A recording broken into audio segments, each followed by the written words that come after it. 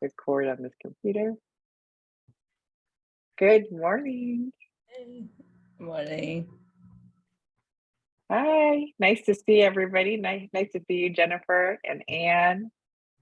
And we'll wait and see. Oh, they're still connecting. Hi, Boomy. Hi, Reverend Cynthia. How are you? I'm good. How are you? I love the braids. Thank you.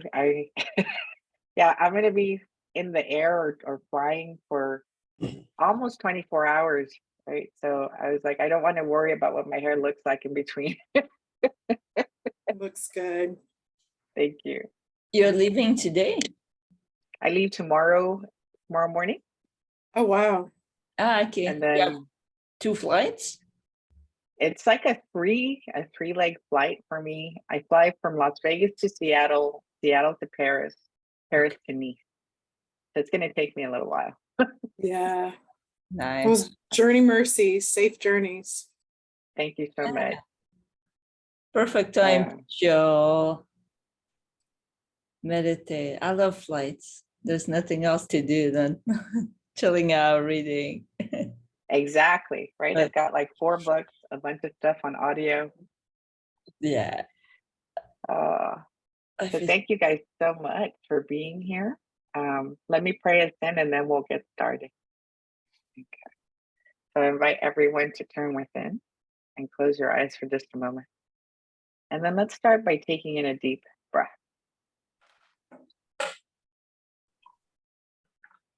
And so how grateful and thankful I am to be gathered in this way this morning.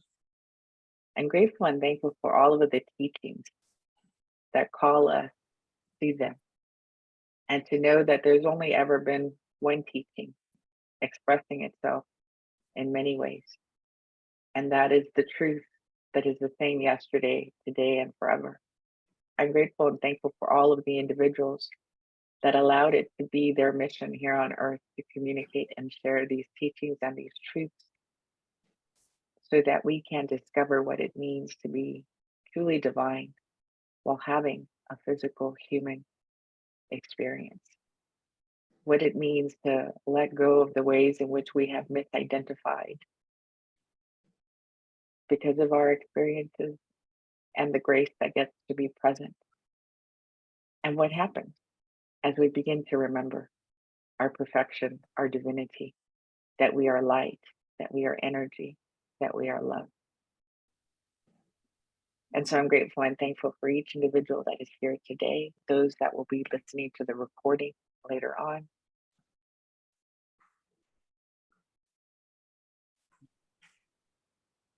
And so we recognize in this moment that God is. It simply is, without beginning, without end, the one life that is eternal. It is everywhere present, and there's nothing outside of the presence of God. So it's easy to allow our minds to accept that it is the one true power, for there's nothing outside of it, nothing bigger than it.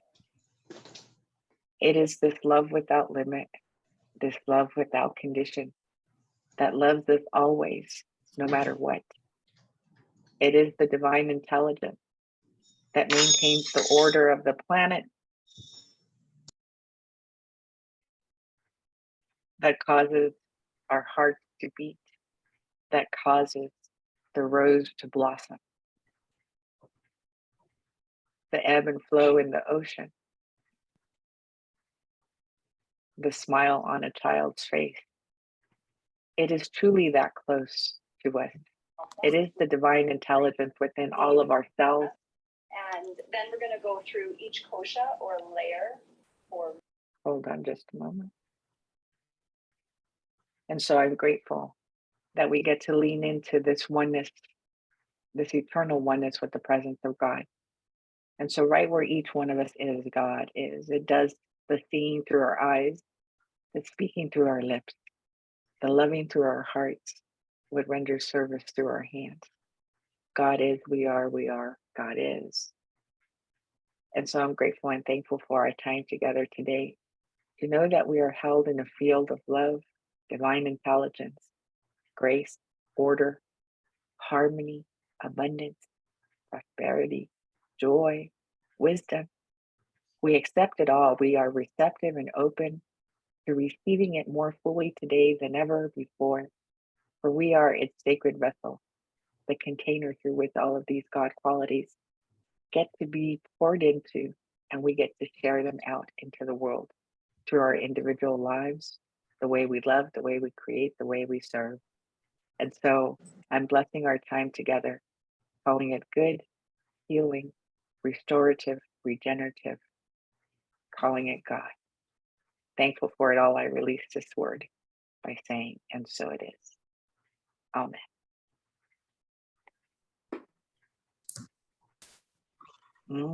Thank you so much, everybody, for being here. I don't know if you're able to turn on your cameras. I would love to be able to see you. Hi, Robin. Hi, Yvonne. Nice to see you. And so today is just a chance for us to have time and space to ask questions, to have dialogue, because often when we're moving through classes, it's like there's so much that needs to get covered, so much that needs to get communicated. So there isn't a whole lot of space, right, for questions that come up.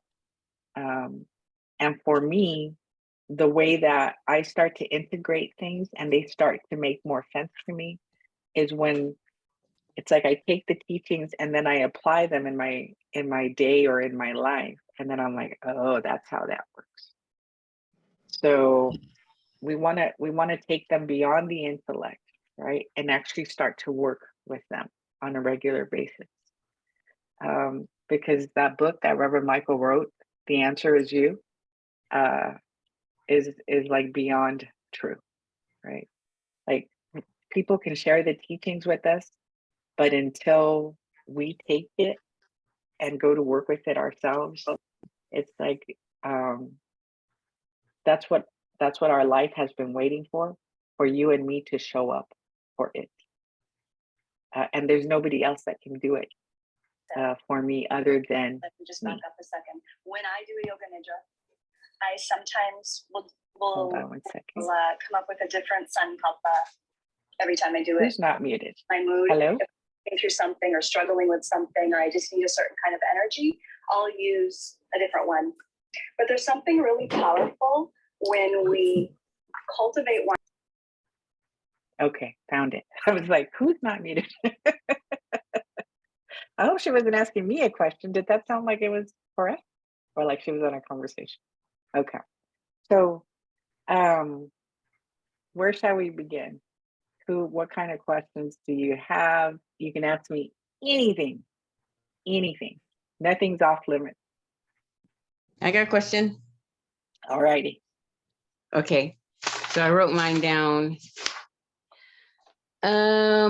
Questions. Oh, good morning. Good morning, everyone. Okay, so my question is, like this is from the last teaching, right?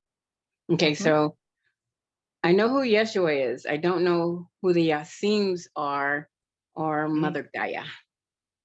Oh. And should I keep going or just wait?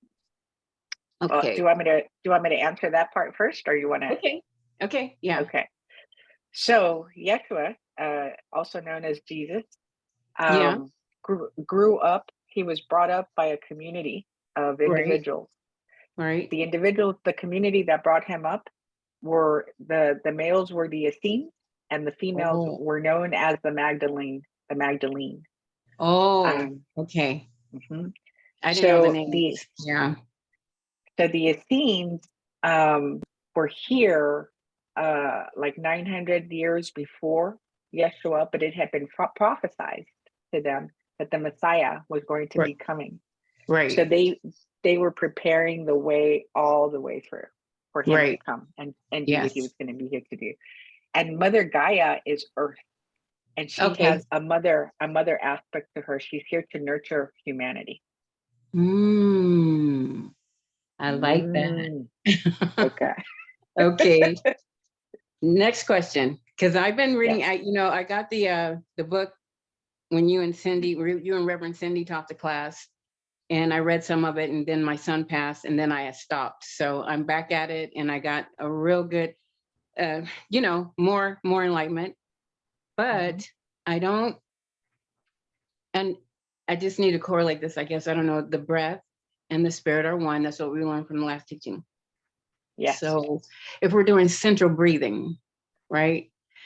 Mhm. And we're inviting, it seems like I'm disconnected here because I'm inviting my spirit in again.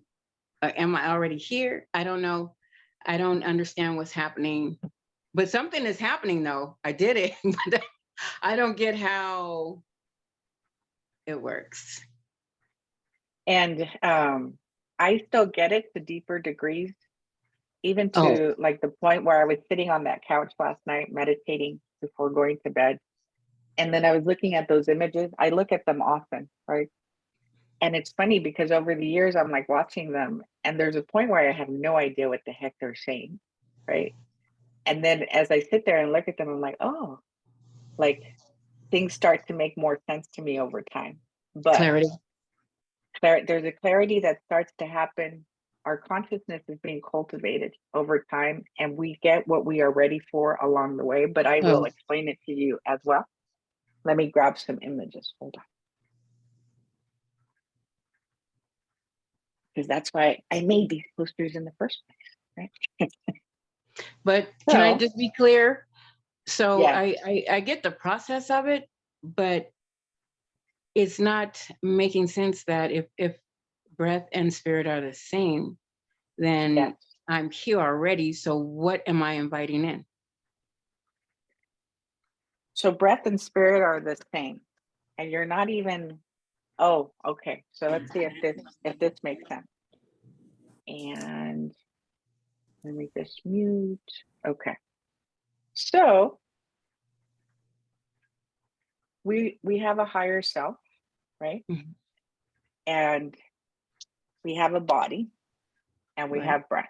So we're made out of, a lot of you guys have heard we're mind, body, breath, mind, body, spirit concept, right? Yes. Mhm. But to what degree do I really know this is the truth, besides it being a slogan that sits on top of a yoga store, a yoga shop kind of thing, right? Okay. It says mind, body, spirit, and let's be cool, let me go there. But what does it really mean, right? Mhm. So spirit, we have a spirit, we have a higher self, we have a soul. We come from spirit. Spirit is God. We have a soul, right? That's what we call the higher self. It's an individualized expression of God. It looks like we left home. We had to leave our source to experience, so that it could experience itself as Lisa and as Yeah. me and as all of us. Oh, wow. So then we start coming in from the invisible, from spirit form, and we're like, oh, I need to create a body so that I can have an experience on earth. Yeah. So we come in as energy, and we hit the earth, which is where we create chakra 10. Chakra 10 gets created when our energy touches earth. And then our energy rises once it hits the earth. So we're coming in from the invisible, we're coming in as energy. We just left source.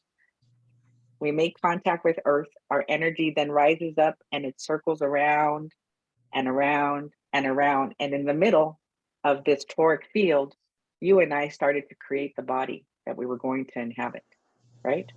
So we created the body. So now it's like, can I occupy this physical thing that I created, right? And to what degree can I occupy it? Which is why we were talking about the chakras, because we have a chakra system that gives us access to different levels of consciousness and awareness when we start moving into that system. So Mhm. we start breathing into the body, right? Yeah. And the more that I breathe, the more me I'm bringing into this physical body. Okay. Got Okay. it. So maybe we blocked as we are going through this life and challenges and traumas and and sicknesses and stuff like that. We're creating that blockage. So we're not experiencing ourselves. So now we got to go through the process of integrating ourselves again. Right? Because how many of you, when you become frightened, you get caught off guard, will go, and you Yeah. hold your breath. Yeah. How often have we done that in life? Right. And it's like, breathe. I've had somebody tell me that, and I didn't even know I had stopped breathing. My son told me, "Mom, breathe." And I went, Yes. "What?" And I immediately did a central breathing, and he said, "Good, you got it." But yeah. So what happens when we do that? So when you do that, it's like you stop spirit from coming into the body. Right? Because when your breath is gone, spirit has left the body. When it's gone, when we transition, there's no more Oh, breath in the body. So every time that we hold our breath, we're limiting how much spirit we're allowing to come in here. oh, I almost want to cry right now. Mm-hmm. Mm-hmm. Wow, I never want to limit spirit. Never, ever. Mm. And I know that I've stopped breathing when I had the bout of PTSD, May 2021. I know I Mhm. stopped breathing. Everything stopped. Okay, that was emotional. Okay, and Mahogany is asking in relation to your question, then why does holding the breath feel like a reset? I'll tell you how that works, right? When When we take it something, in? somebody said like, yeah, when you know how Reverend Michael will say, take a deep breath in Yes. and hold at the apex, he says. Right. But notice the difference between the thoughts that you're holding when he's asking us to do that, as opposed to when something just frightened you, Oh. and the thought that you're holding when you're in fear. It's a way of recording it in the body. So something scares us and we go, and we hold our breath, and that fear gets stored in the body. Mm. We're sitting in church, or you and I are working together, and I ask you to take an inhale and hold, while we're holding the idea of I'm okay. And that's what gets stored in the body. Does that make sense, Mahogany? Mm. All right. Wow. So Lisa, do you mind if we take other questions, and then if you have more, we'll come Absolutely. back? Absolutely. Okay. I don't want to take the whole thing. I'm sorry. Oh, just No, one more. you're good. Is that a crystal? Is that a crystal behind you on that stand over there by the statue? It is? What It is. type of crystal is that? So that's amethyst. It's like the color purple. Right. And amethyst is known for helping people heal. Okay. And it also carries, amethyst also is known to be associated with Yeshua. How? I'm not a crystal expert. That's just what I've Oh, read. okay. Okay. Uh-huh. Maybe it's when he was So born. I don't know. maybe. Yeah. Okay. Thank you. I'm You're on welcome. mute. And let Thank me you. see. Okay. How do you know you have released the fear? And Christina is asking that. There are varying degrees. I think fear gets released. I just actually, when I was doing the agape prayer this morning, I was talking about how fear was something that I have worked with for a long time because of the level of trauma that I've experienced in life. Fear became embedded in me. Um, it, it was very present. So fear was something that I wanted to start to let go of. And I think I became aware of the fear. Let's say this was a long process, but we are accelerating in our evolution as humanity now. I became aware that I had fear present in 2004 as I was driving into the law firm where I used to work in downtown LA. And I'm driving into work and I noticed that I had fear, and it was anxiety in my belly. And it was the first time I became aware of it. And I go, gosh, how long have you been there? Right. And I would get apprehensive every time I drove into work because my bosses were crazy mean. Right. So even just driving into work each morning put me into a state of fear. Like, what do I have to deal with today? Right. So consciously going to work with fear, I think in 2012, when Reverend Michael started showing up in my dreams and telling me, I need you to let go of your fear. And there was one particular ceremony that I went to do ayahuasca to help me release and heal the trauma. And Reverend Michael showed up in that journey for me. And he goes, I need you to let go of your fear. And then there was a 12-foot tall, like T-Rex standing next to Reverend Michael with jagged teeth. And he was salivating at the mouth because he wanted to eat me. And Reverend Michael's like, let go of your fear, let go of your fear. And I'm like, do you not see that thing right there that wants to eat me?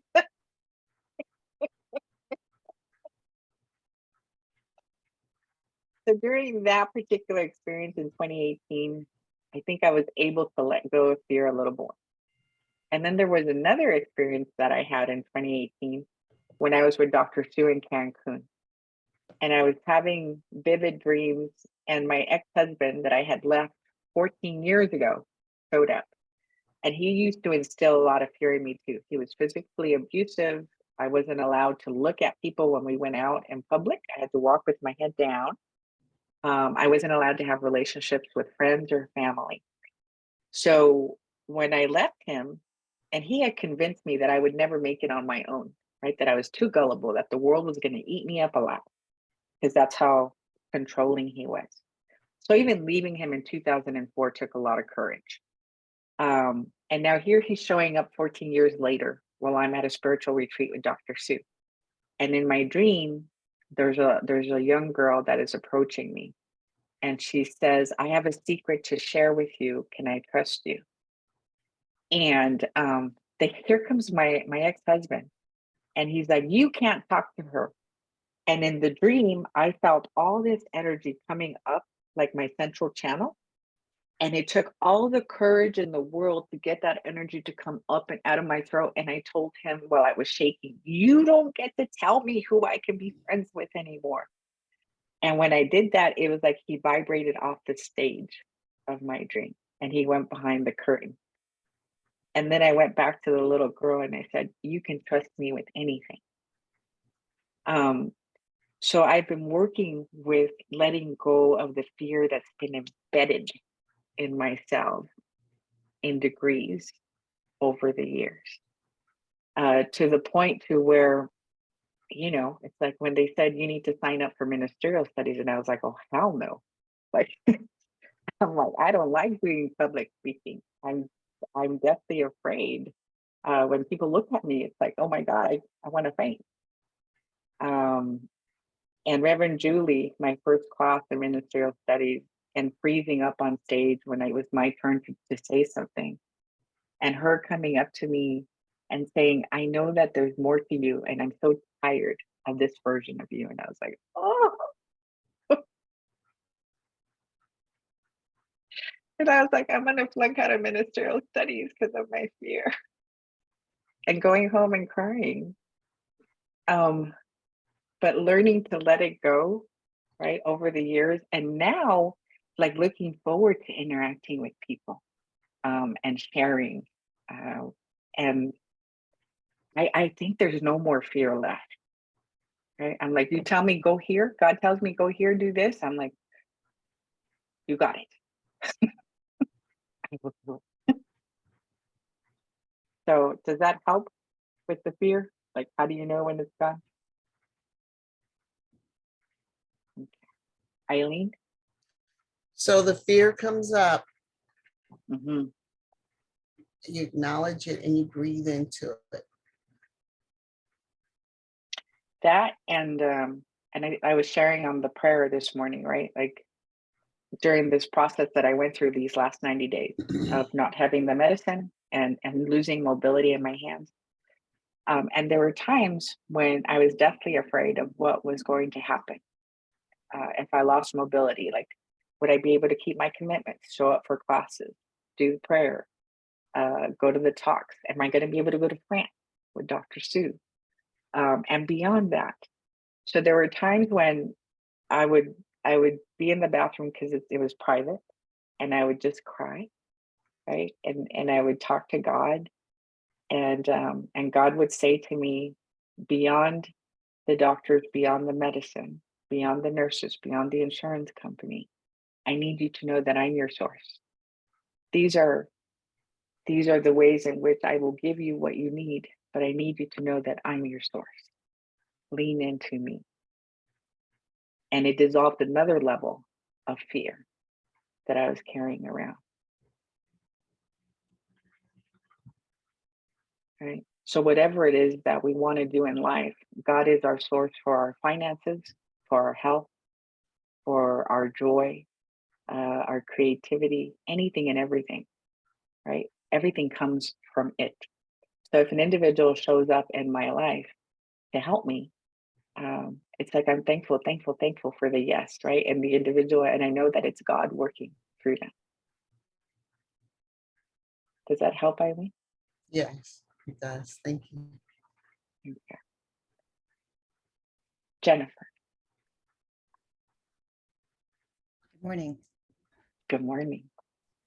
I wanted to ask, so as you continue to open yourself up, like healing your chakras, I want to say I'm a Reiki master. So every day I do work on my chakras. So since the Mhm. workshop and you mentioning like these other chakras, I've heard of them before, but I didn't really dabble in them as well. So I've been doing work on that since the workshop, and I've noticed like an upgrade in myself, I want to say, in my energy. Mhm.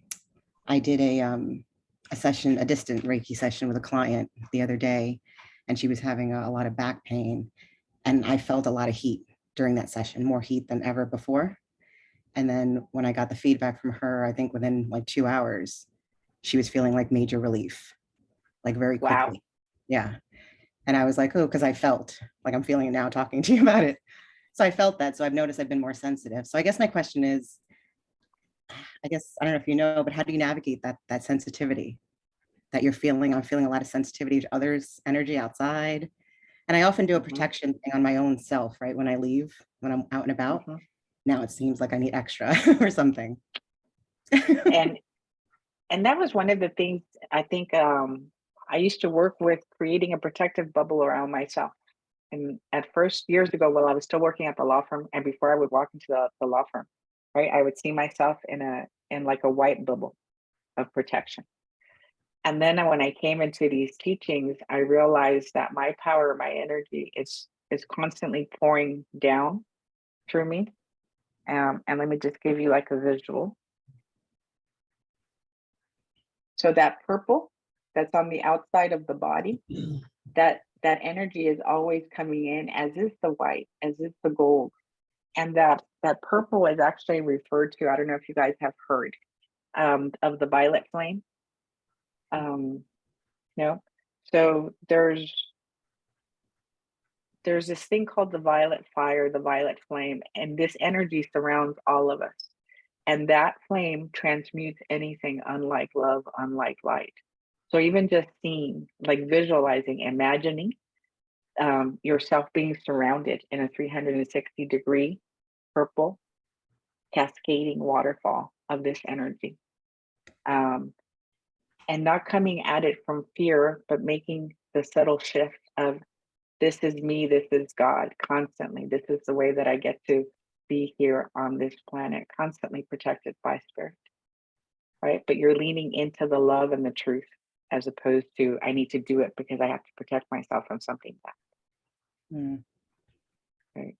So, yeah, yeah, that makes sense because the first example, I was out in the store and I felt energy from two different people, one in front of the line in front of and one in back of me. I was picking up a prescription from the drugstore, and I never felt that before.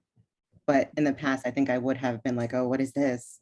I just kind of said, all right, what is this? And I left it like more positive in a sense, like I guess I'll figure it out or it'll come to me.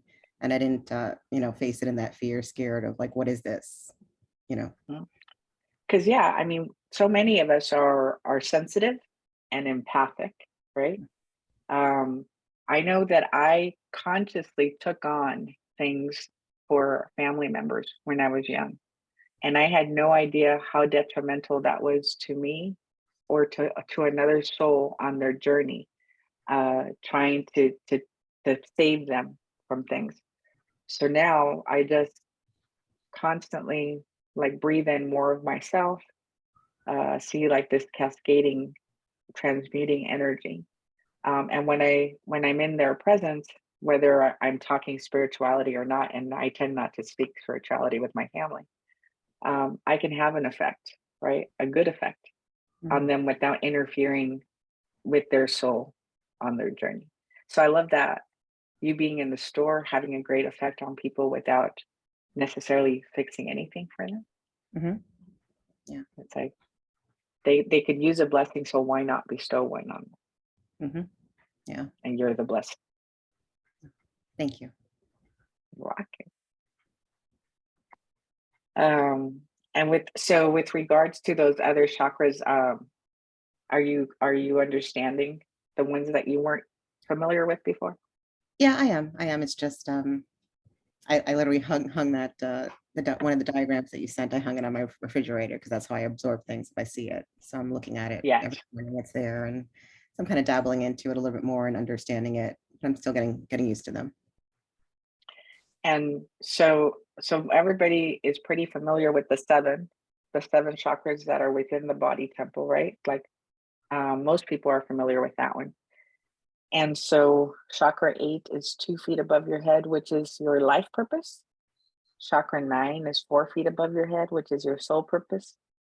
Chakra 10 is 2 feet below us, which is where we initially landed when we started to come into physicality from the invisible.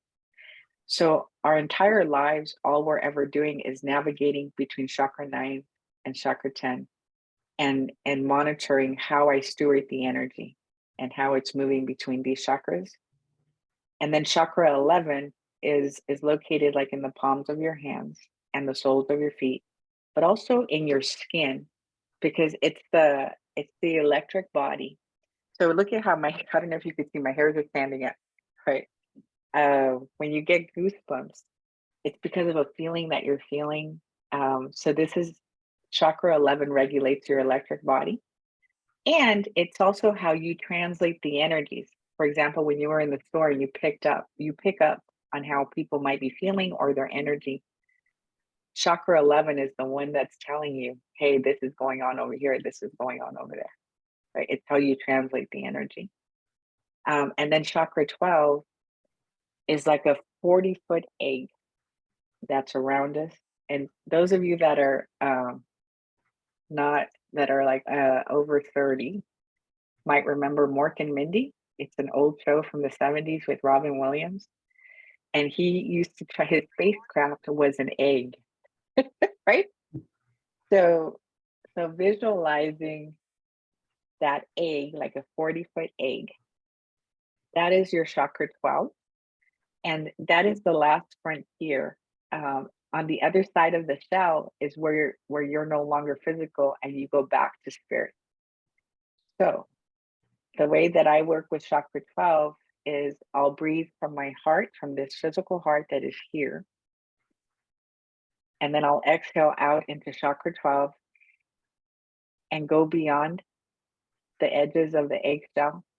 And then I breathe in from the other side of the egg into my heart. And I bring spirit into the physical. So it's like you can tap into unity consciousness, the oneness consciousness on the other side of the eggshell, and bring it here to help you move and navigate through life. So that's how you work with chakra 12. Say something. Yeah. So one other thing I wanted to mention, which is interesting because just right when you opened up the prayer, right, I closed my eyes and I had my hands out literally as if we were all holding hands in a circle. And I do that often if I'm ever praying in a group. And I felt again, and the heatness in my hands when I just did that today. So I'm kind of looking at it like all of an adventure where these new things are happening. And I'm like, okay, this is interesting. So literally just now, right, moments ago, I felt that never happened before. And I said, okay, I'll go with it. So it's been fun, I guess I want to say. I want to share that with people, like instead of leaning into like, what is this and the fear of it, flip it into the fun side of it. Like, all right, let's figure this out. Yes. Yes. So your chakra 11 is coming online, which is why you're feeling more heat. And And I love that, right? Because coming here to earth, yes, we came here to do and to be of service. And guess what? We also came here to have fun. Yep. In fact, if it's not fun, I don't want to do it. And I thought it was funny because I shared with my son the talk that I did at CSL a few weeks ago. I shared the link with my son who's in his 30s. And when my son like responded to it, he goes, "Were you at a comedy club? Why were so many people laughing?" And I was like, "Why do people think spirituality is boring?" He said, "I laugh all the time." Oh, I don't know what you think your mom's been doing for the last 12 years, but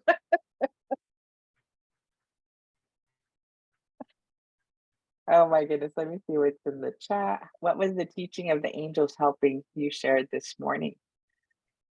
So I'm subscribed to something called Gaia TV, GAIA.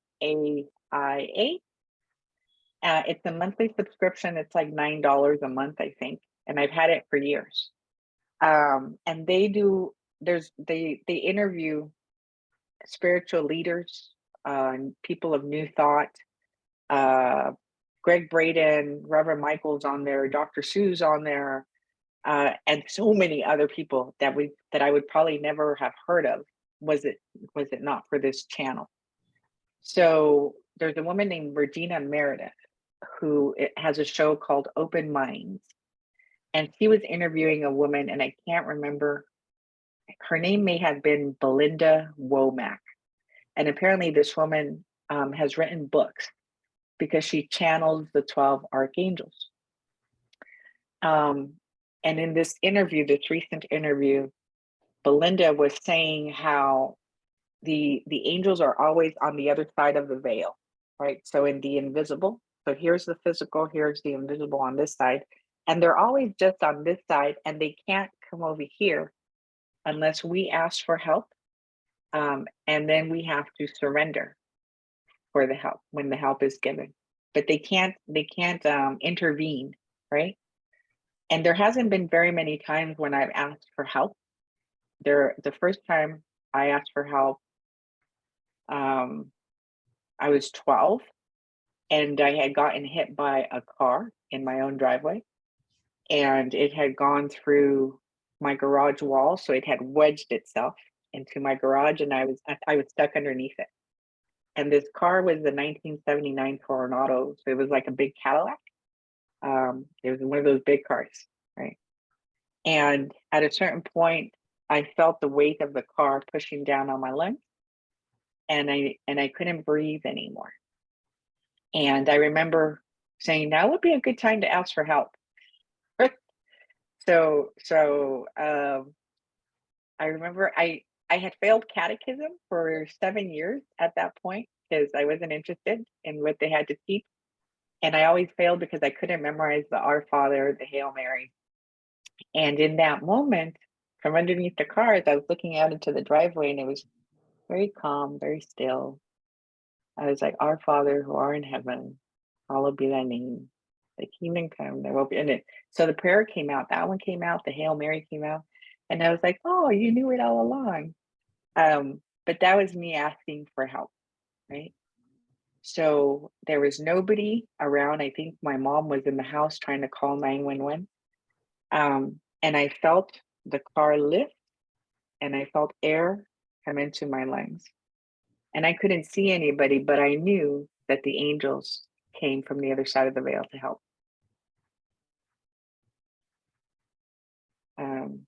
So we all have guardian angels that are assigned to us. And don't think that it got assigned to you the moment that you were born in this lifetime. It got assigned to you the moment that you left home, that you were created and separated, that when you became an individualized soul from God, there was a guardian angel that was assigned to you, and it stays with you throughout every incarnation. But we have to ask them for help. They can't just intervene. So Belinda was talking about the 12 archangels, which is like Archangel Michael, Archangel Raphael and Gabriel and Ariel and Uriel, and there's Metatron, and there's a couple more. I'm not an expert either, right? But every time I have asked for help, they seem to come out from behind the veil. One time I saw the angel in physical. I was walking through downtown and I fell, and my friends were all around me. And this man, this beautiful Black man wearing a white suit, picked me up, walked me across the street, and before I could turn around to say thank you, he was gone. And my friends and I were like, where did he go? Where did he come from? Did they say, and I've heard that you have to ask them for help, Mhm. but did they explain why you have to ask them when they see that you're in In danger? in danger? Like that time when I fell in downtown, there wasn't even enough time to ask for help before, he showed up to pick me up and put me over there. And maybe because that wasn't going to have a consequence on my soul's journey, right? If he interfered in that way, like that wasn't going to affect. They cannot interfere when there are certain things that the soul has put in place for our own unfoldment. Oh, okay. Okay. Does that make sense? Mm-hmm. Mm-hmm. Mm-hmm. I wanted to share something pertaining to that. I have a bunch of angels on the other side. My mom is on the other side, and also is my boyfriend who passed away 3 years ago. And I'll be honest, my mom has been gone for about 14 years, and I never used to ask specifically for help. And I realize now, when I look back at my life, I realize, wow, she's been there this whole time. She comes into my dreams often, all of that, but I wasn't, I guess, in that space yet to accept it. And things had went on in that past 14 years. And sometimes I would wonder, like, well, why didn't my mom interject and do something? But I realized also now I had that free will, and also she had allowed things to unfold. And I want to say specifically, I asked that when my boyfriend passed away. He was a great love in my life. And I kind of said, well, I was looking for this forever. You bring him in, and then he's only with me for almost a year, and then he's gone. That was hard to understand that, but now I do. I understand it was part of the journey, and that's why I'm here right now talking to you guys. But that was hard to accept that, but I wanted to share that with you guys. Thank you, Jennifer. And yeah.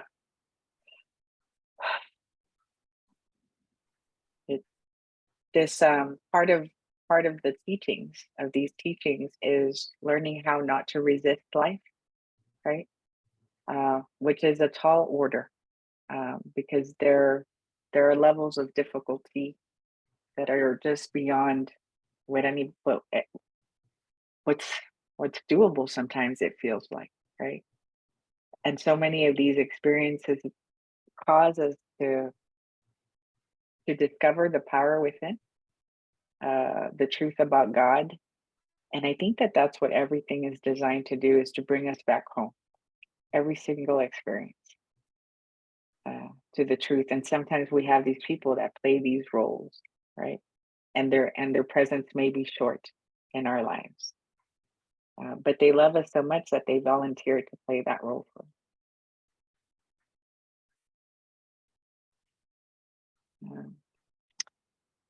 Who else hasn't shared?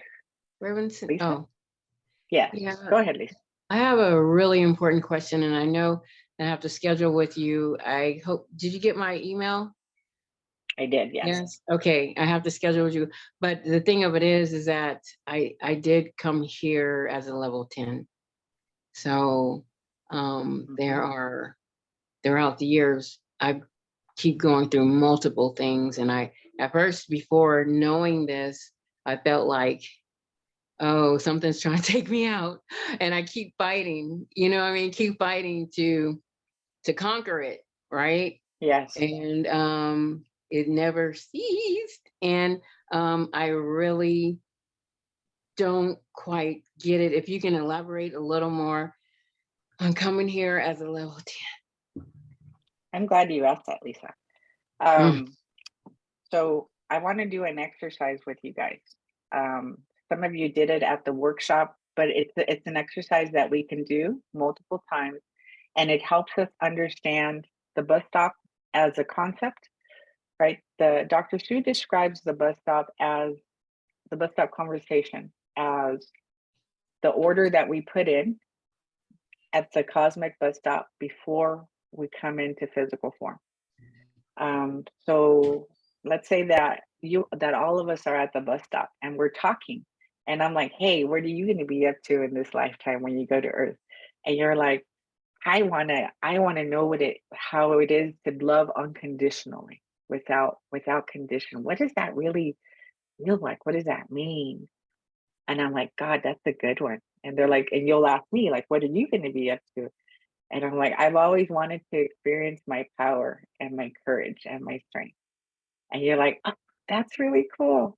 Right. So then we put in our order, and then all of these characters start signing up to play the parts that are going to be required so that a series of events can unfold once we're here, so that we can finally learn what it means to be unconditional love, so that we can access our power and know that it comes from within and that nobody can take it from me. And if I surrender it at some point, it's like, it's not somebody taking my power, it's me handing it over. And then I'm like, oh, give it back to me, right? So like to discover all these things about ourselves. So that's what a level 10 experience based on the bus stop conversation would be something like, I want to learn forgiveness. And then we sign up for the different degrees of, I want to learn forgiveness to a level 10. And I'll just use my example. When I got hit by the car, my mom had turned on the car because they used to warm up the cars back in the days before you drive away. And my mom had put my sister in the back seat, who was 2. So my sister supposedly crawled out of the car seat, climbed over the seats, she was in the back, grabbed onto the gear shift because it used to be next to the steering wheel. Supposedly it went into reverse and she fell on the gas pedal, and the car went back into the neighbor's driveway, hit the brick wall, and then the car shifted back into drive with my sister still at the gas pedal. She's a toddler. And then it comes straight into the driveway. And I come running out of the house, see my mom screaming, realize my sister is in the car. In a split second, decide maybe I can stop it, and I stand in front of it. Right. And the car hits me and it goes, and I am 4 up physically. And at the time, there was nothing for me to forgive my mom or my sister. And then eventually, over the years, as things continued to happen in my life, and it's hard to stay alive in my mother's presence, I was like, holy cow, I must have come in for a level 10 forgiveness. And then I also had to forgive myself for making the decision to stand in front of the car. Because it turns out I need a body to do this thing that my higher self and God want me to do. Right. And that didn't happen for me until just a few years ago. So I had to forgive myself, because now the need to answer my soul's calling, I'm like, oh God, I so need you. I need you to do this. And I can forgive myself for that decision that I made 12 years ago, that I could somehow save everybody in my family. Because that was the way that I identified. Let me save my mom. Let me save my sister. Doesn't matter what happens to me. And it's like, it can't be that way. Everybody has to walk their own journey. You know, as you're saying that, I'm thinking you cannot write this, you know? Nobody could have ever, the best writer in the world could not have written that scenario. Right. So, and it's like, and I didn't write the details of how it was going to happen, but I wanted to know who I was in this lifetime. I wanted to access my power. I wanted to be able to forgive. I wanted to share my love. I wanted to let go of fear. who knows how many things I asked for. It must have been like a sushi list, right? I'm like, give it to me, give it to me, give it to me. I don't know. I do get the concept, but the thing of it is that, you know, over the years with going through multiple things, multiple traumas and things like that, I am so ready to do something new. I'm ready for it. And I know I'm gonna keep having the experiences, huh? Am I? Well, Because and we're gonna do an exercise that's gonna flip it around for you in just a minute. grace and ease, right? Because I gotta And no more beyond traumas. that, Okay. Because so I'm give me so 1 ready second. for it. I'm things are happening that are letting me know that I'm getting there, right? And I Yes. even, because I didn't sleep in a whole year. I just started sleeping in May. I was waking up every 2 hours, right? And now that I've, you know, learned and been with Agape and stuff like that, somebody showed up and she hadn't slept in 3 years.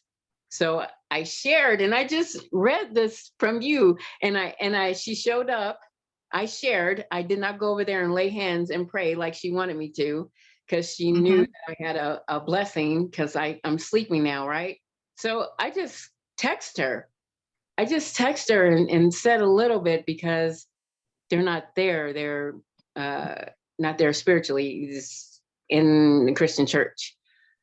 Some people are not there, right? So that's where it is. And so I texted her and I said, "Say, you've been on my mind. How are you doing?"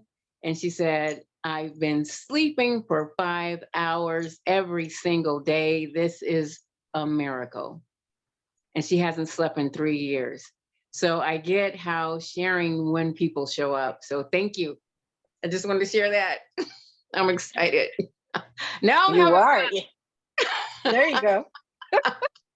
Thank you, Lisa. You're welcome. Go ahead, Bridget. So I just wanted to say how amazing this conversation is, because just today in my journaling, it was gratitude. And it was supposed to be gratitude for something else, but what came up for me is gratitude for every experience that I, have had in my life. So I'm also one of those who volunteered for the level 10.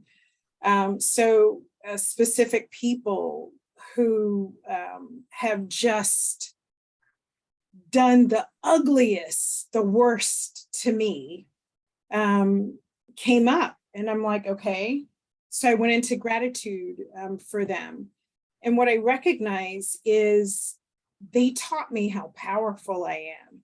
They put me directly on this path where I needed to, to heal, let go, understand who and whose I am,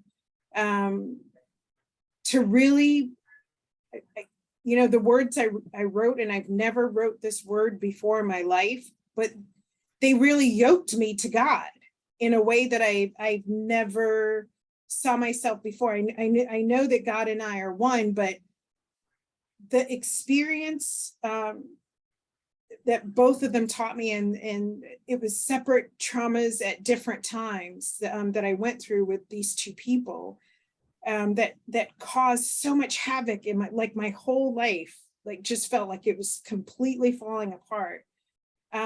It got to that point, but what I recognize is their being, the worst, put me directly, on this path, holding on to dear life, even with my pinky finger, holding on to, this work that we're doing, my practice, brought people out of the ethers that I hadn't connected with in a while. Just my support team showed up for me.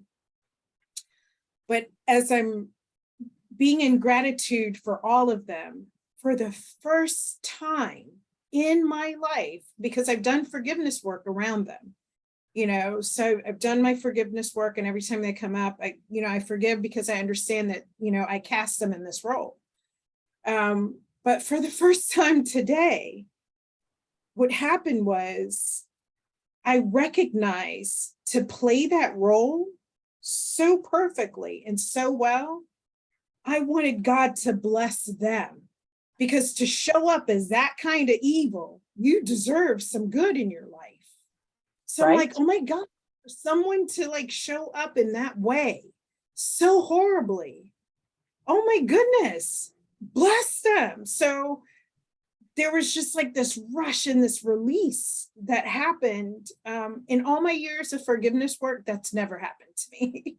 All my years. So I think something like, because I've been doing the central channel, I've been doing the breathing, and I had a question about that, but I know you have an exercise to get to, so I'll ask after.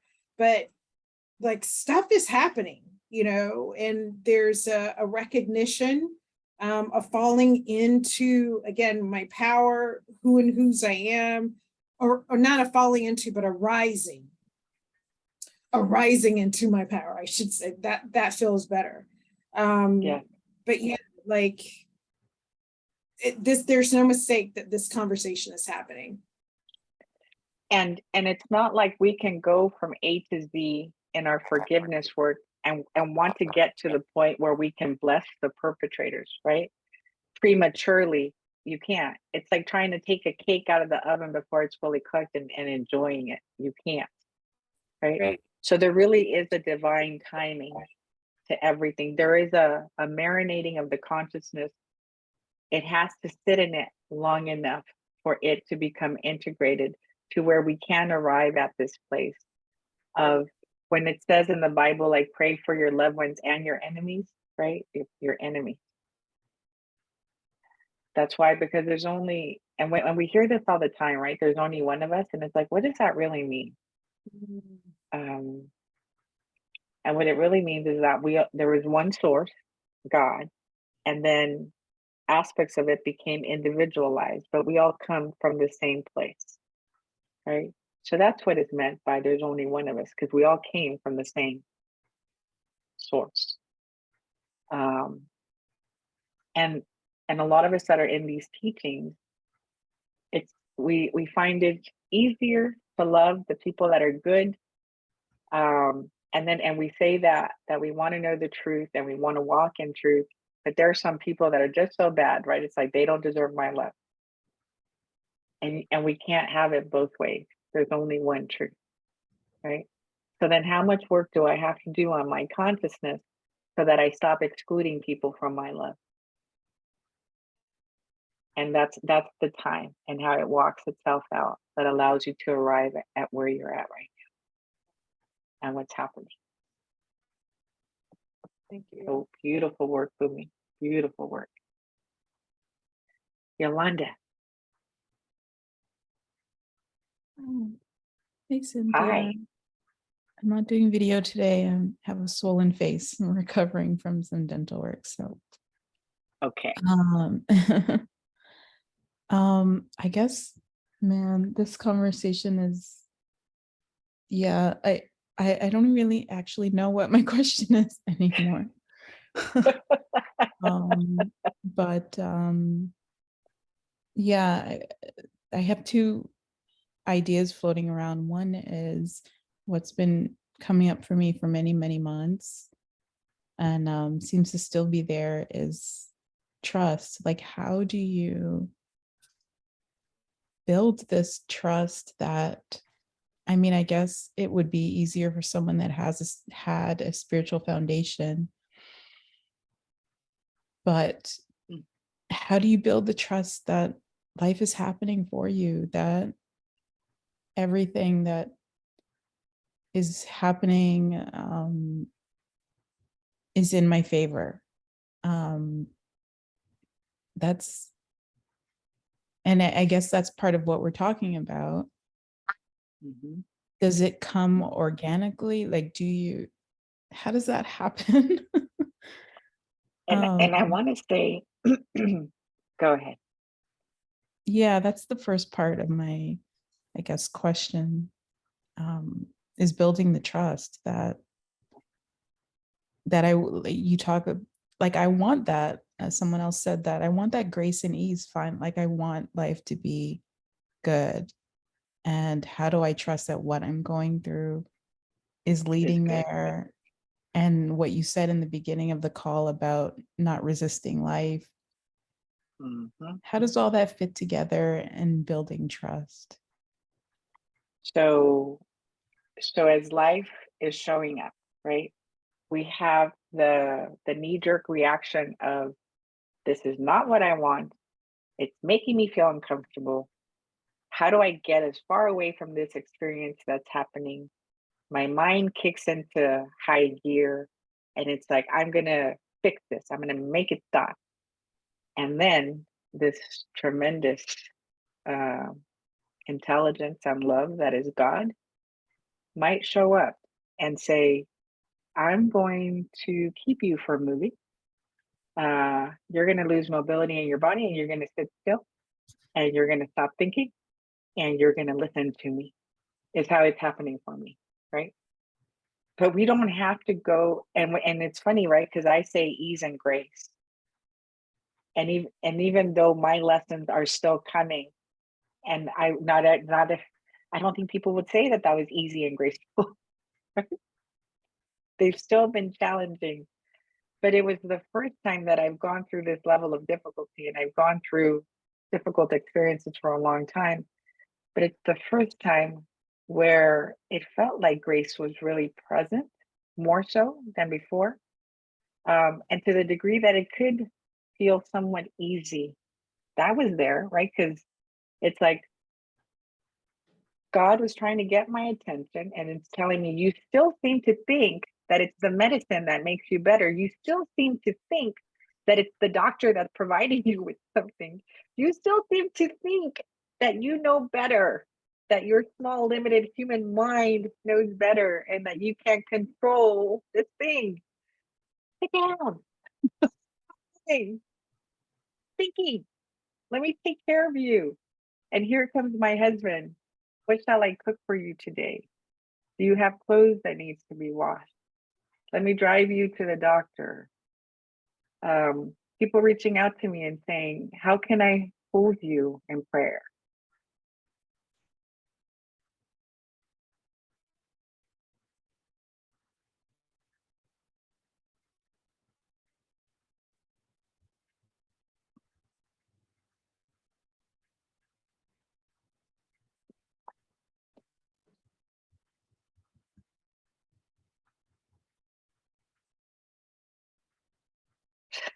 How can I not trust?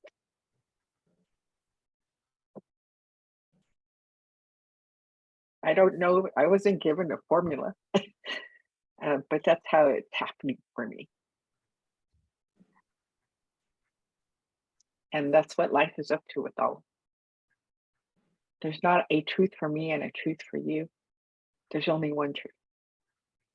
And that is, we all came from God. And it's taking care of us the whole time of life, in every incarnation. And we need to recognize it for what it really is, our source for everything. And even though you're moving through challenges and it doesn't look like life is in your favor, I could not have paid enough money, gone to a good enough school, hired enough gurus to teach me what life is teaching me. Does that make sense, Yolanda? Yeah, yeah, it does. I guess what you're saying is, through the storm, there's these little, if you can find the little ways that life is supporting you. Supporting you and cultivating you, right? Because we're all here to do, to be, and to deliver something. And that's unique for each of us. And it's a lot of us look for, how do I keep myself safe and protected? And it's like, that's the resistance. And then the life comes back at us stronger. It's like, I'm gonna crack you open. So let me not resist it. I'm like, holy shit, here we go. Okay. And so to the degree that I can do that, it feels easy and graceful as much as it possibly can. But we can't continue to think that we need to walk protecting ourselves through this life, because it's only here to help us.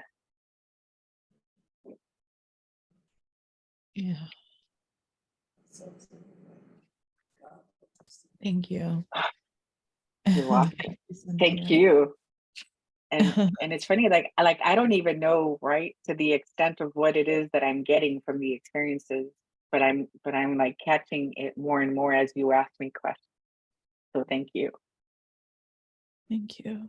I do have one other question. Mhm. How do I phrase it?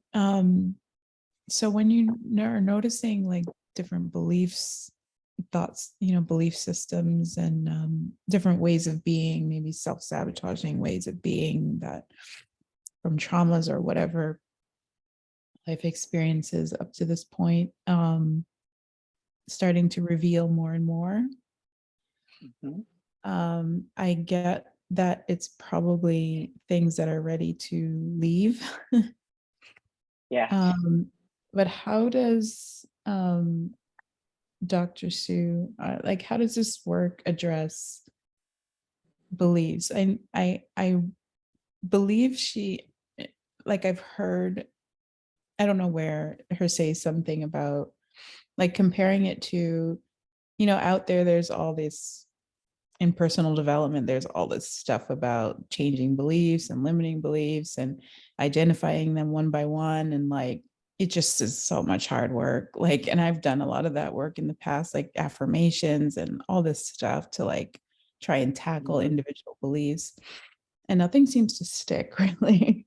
But It's how not does this work sustainable. address? Yeah, it's not sustainable. How does this work address things like belief systems, or is that something you even need to be concerned about? Like it just kind of fades away as you as you change your consciousness. Is that what's happening with the belief systems? Yes.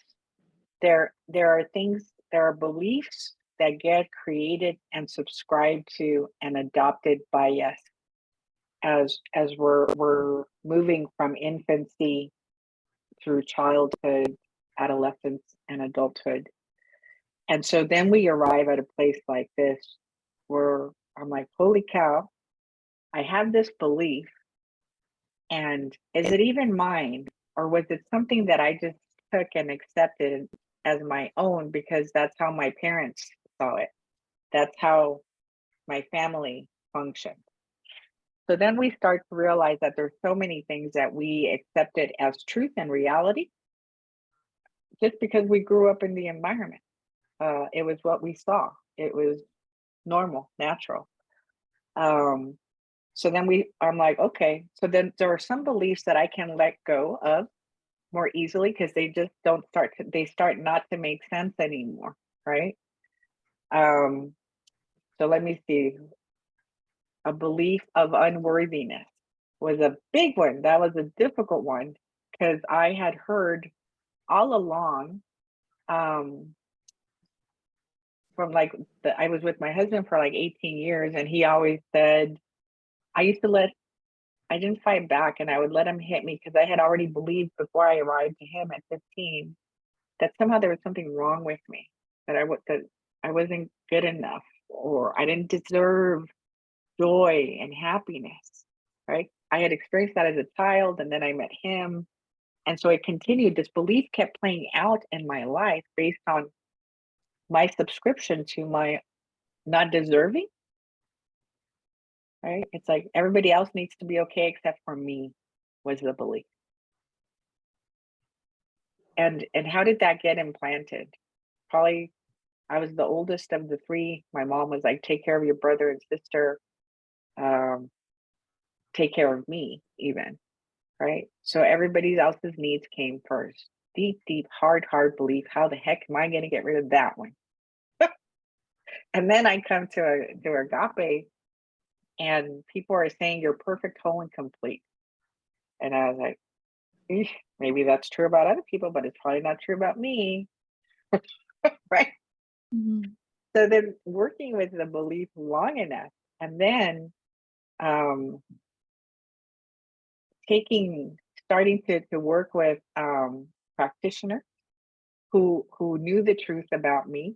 And I was like, I don't even know how they can see me as perfect and loving and worthy of all of this, but okay, you hold it for me until I can. So there's that.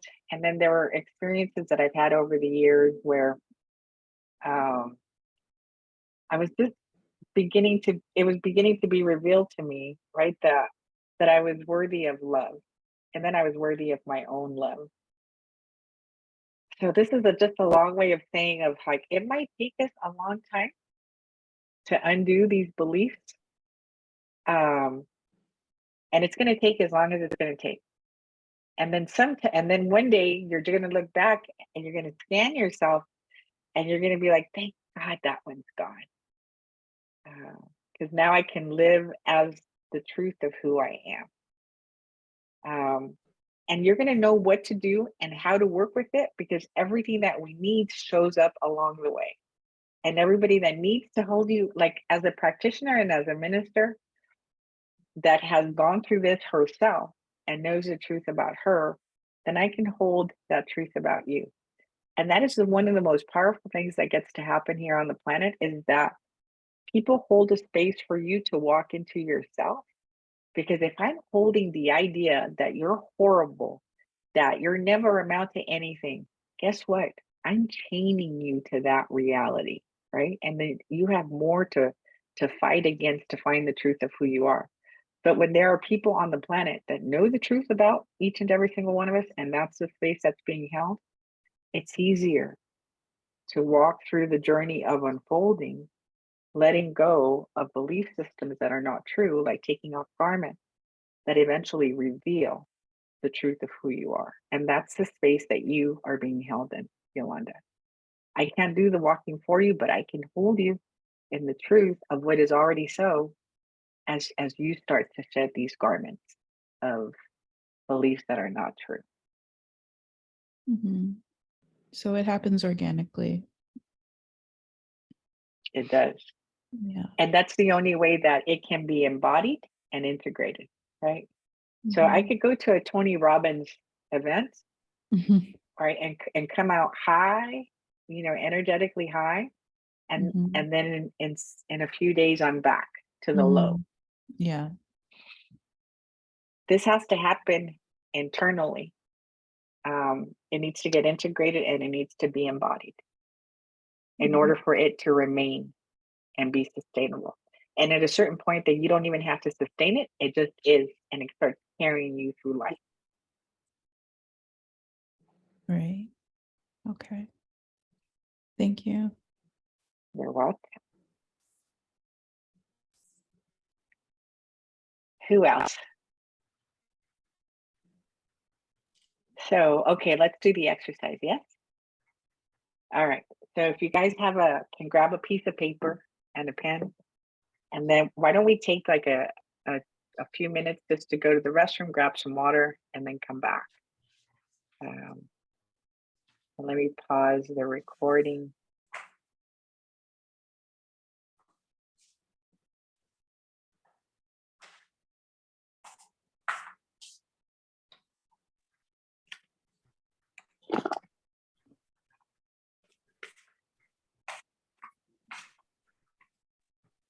Just making sure that everybody has paper and pen while we wait for everybody to come back.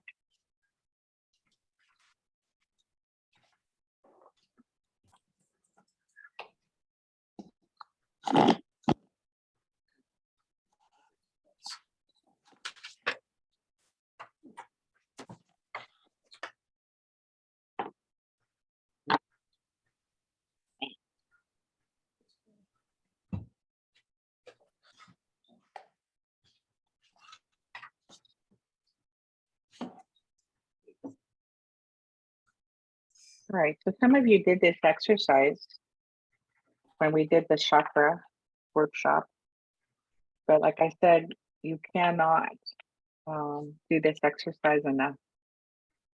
And let's see. You're gonna grab a piece of paper and then you're gonna draw 7 circles on it. And it doesn't matter in what position the circles are. So 1, 2, 3, 4, 5, 6. So I have 7 circles on my paper. And hopefully everybody has access to paper and pen.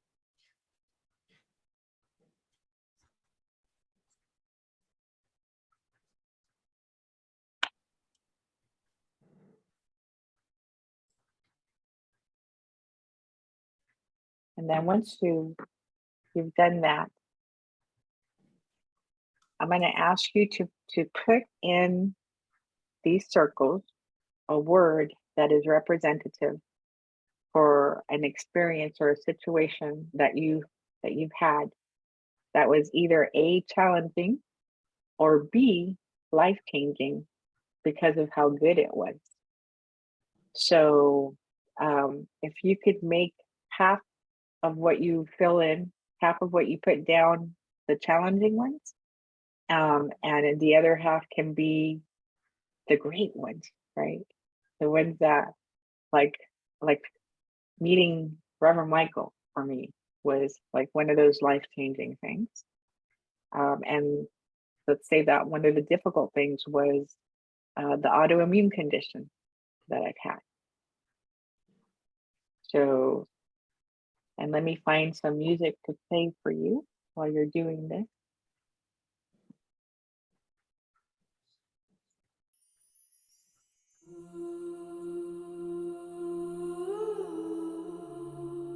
Can you guys hear that?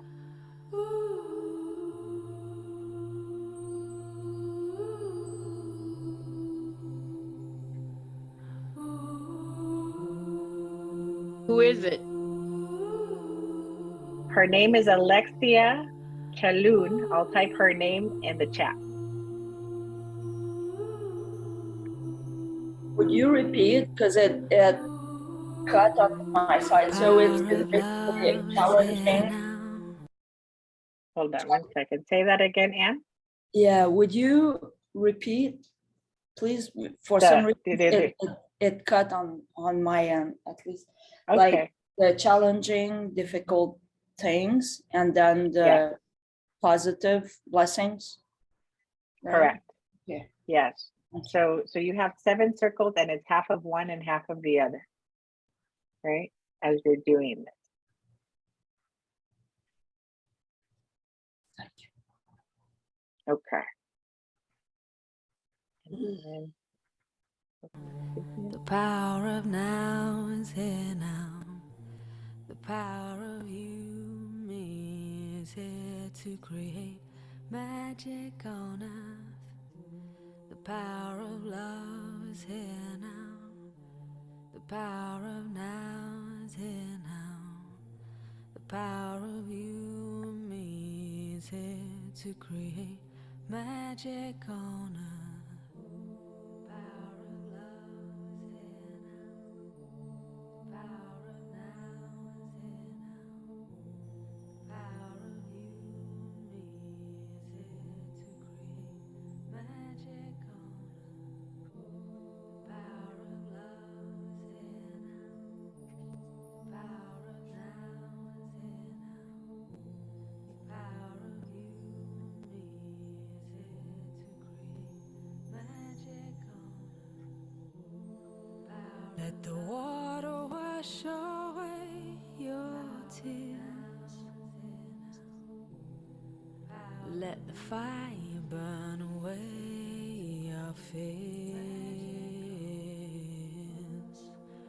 Let the wind blow into your life such faith and trust. Oh, let the earth hold you, take care of you, and nurture you. Oh, the power of love is here now. The power of now is here now. The power of you, me, is here to create magic on earth. The power of love is here now.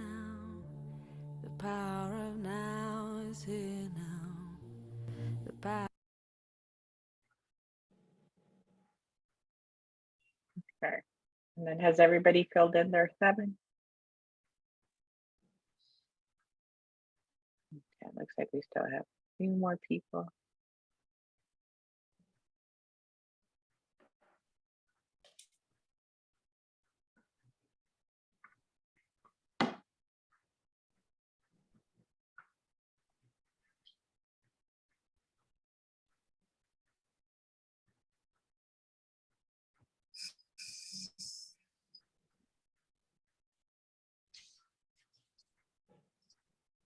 Okay. So now you're going to draw a circle next to each circle so that they connect, they overlap a little bit.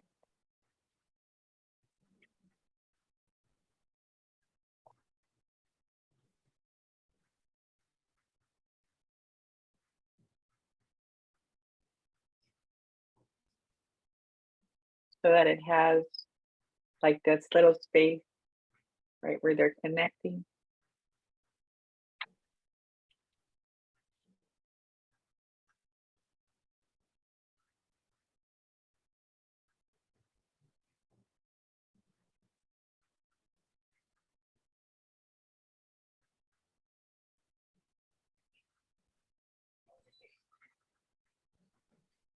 And then in those circles, so far you wrote the situation or the experience represented by one word. So now in the connecting circle, you're going to write how the experience made you feel with one word as well.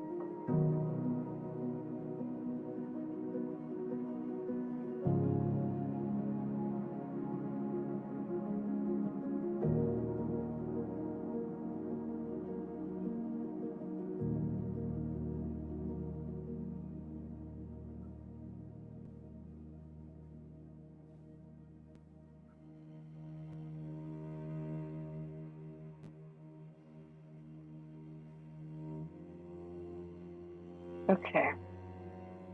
So let me turn off the music for it.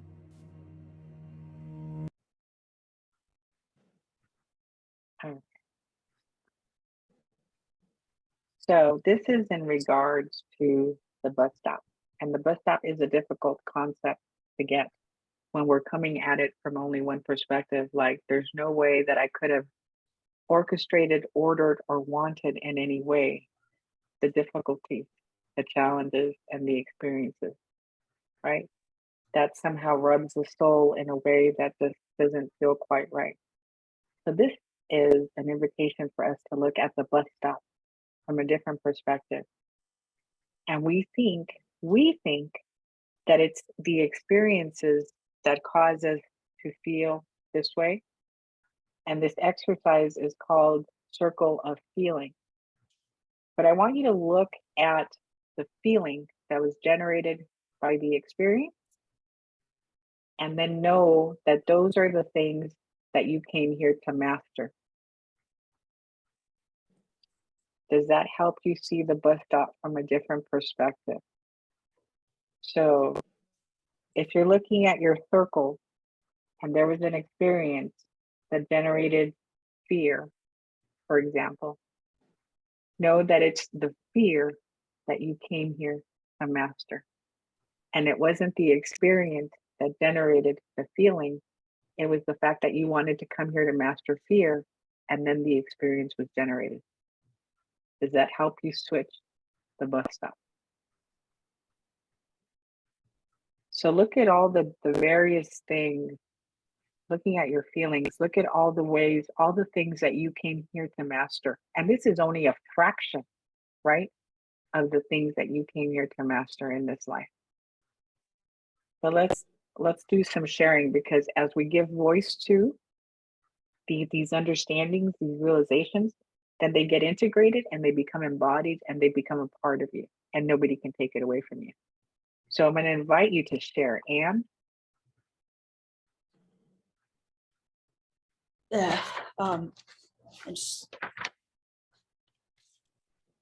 thank you for this morning. Just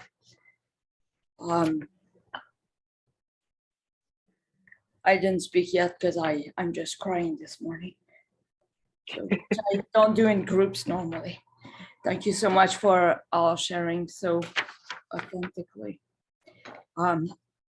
It's funny because you said we'll do that exercise, and my mind went, I don't want to do it. I did it 3 weeks ago, but I grabbed a piece of paper anyways. And to my biggest surprise, it's while some emotions, like feelings, I could not find any words. It was just like a feeling, but hard to name. And to my biggest surprise, it's completely different than 3 weeks ago. And I end up having not intentionally, but I have like 5 positive and 2 challenging, but that includes like a lot of things, a lot of stuff.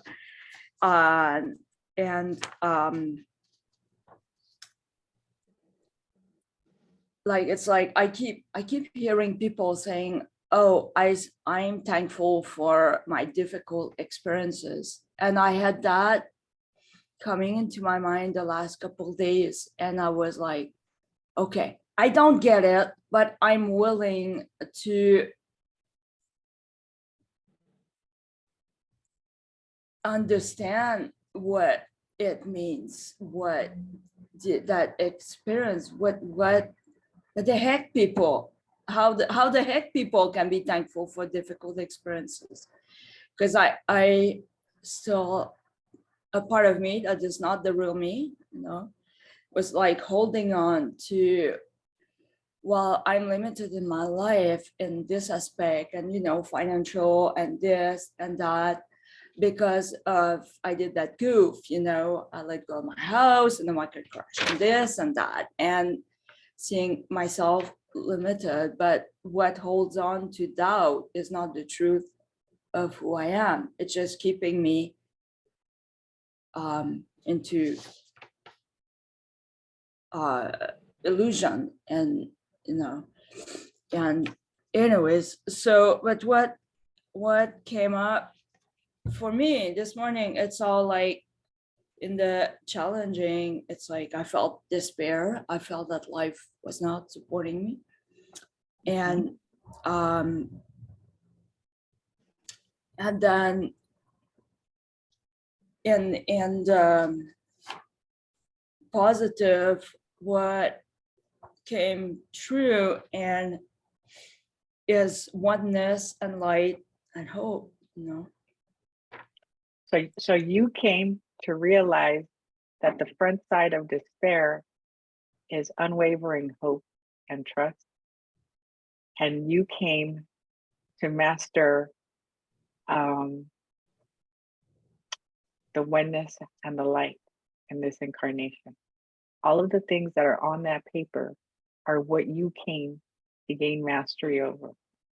And this unfoldment happens organically, and it's cultivated by God. We have no say in the timing of how it's happening. And so if we're constantly surrendering to how it's showing up to mold me this way, to move me this way, to clean me this way, to hold me this way, then it becomes a more graceful process than if I'm holding on to, but they said I was unworthy. But he said, she said, like unconscious. no. Yeah. Yep. Right. And it's like, but I'm telling you this, child. I'm telling you this, beloved. So thank you, Anne. Yeah, thank you. And how you talk about, what you went through and the unworthiness issue, it just like gives me hope. Like complete. Thank you. Thank you. Corvette.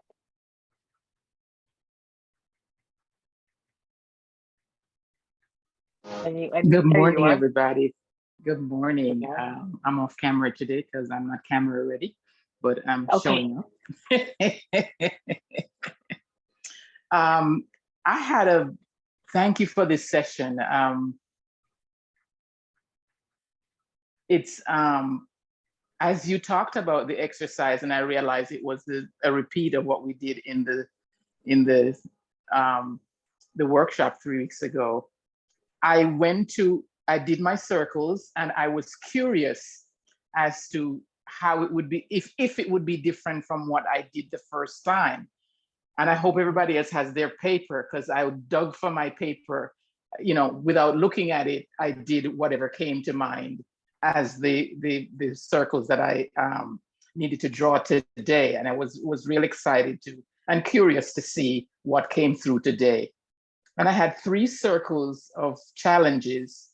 But what was amazing, as I put the one word in each of the circle, they all had the same word association. And the word association, which was, it came into my conscious awareness like a flashing neon sign. Those signs that light up that you see, like it might be a sign that says open on a building or something like that. It was like a flashing neon sign with the word powerlessness. And I looked at each challenge, and I almost didn't want to write it, because it says, how can all 3 of them be the same thing? But on the other side of that powerlessness was the word surrender. So that took me by surprise. So I'm here to master surrender. So that's why. And I wondered also, because what I'm going through right now is similar to what I have experienced before. Different situation, but I'm feeling the same feeling of powerlessness. It's appearing like that, as if I don't have I don't have the power to shift the situation. So I wonder what the correlation is, that the sense of powerlessness is coming up again, so that I could move. That's just my thinking around it at this moment.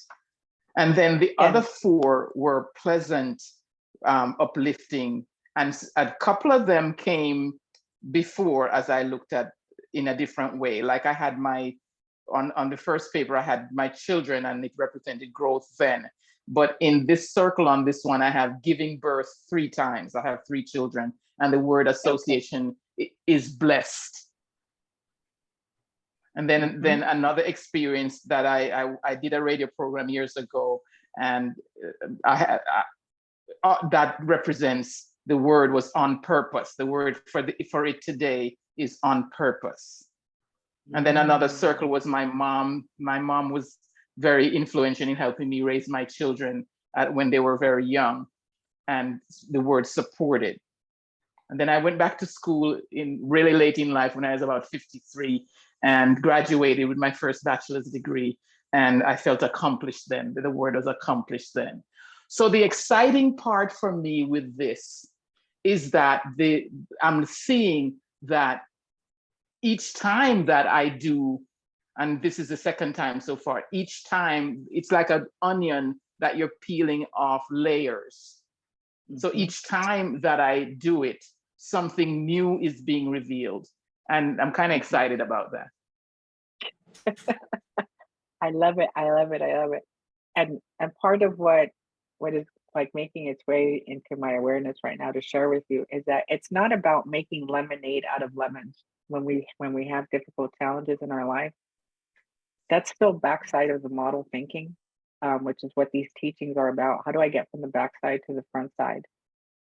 And it's like Corvette was talking about, right? That some of these experiences had the same word associated with it, powerlessness. So the front side of the model is for me to realize just how powerful I am, right? So it's not about making lemonade out of lemons. It's about me embracing just how powerful I am. And does that feel different? Absolutely. Absolutely. Mm-hmm.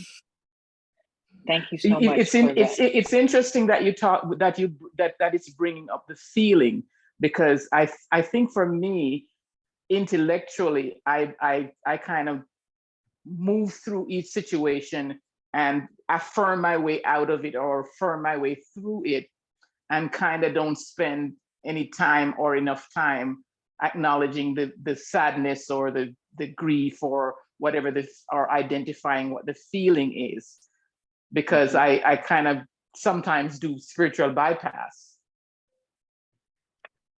And that's part of it, right? Can I allow myself to be with the sadness? Can I allow myself to be with the fear? Can I allow myself to be with the confusion, the unknowingness, every emotion that comes up? How can I not resist it and embrace myself as I feel it? And that allows me to get the gifts from it. And then because it's been felt and heard, because it's a communication device, and I allowed the space for it to be here, I either get it in this moment or I'll get it later. But because I didn't resist it, I'm going to get its teaching and its message or its healing, whatever it is to here to deliver, whatever it is that it is here to deliver. And in that way, I keep my channel clear. I don't create a 20-foot block that doesn't allow the energy to flow through the system because I didn't allow for me to feel. Well, pray for me.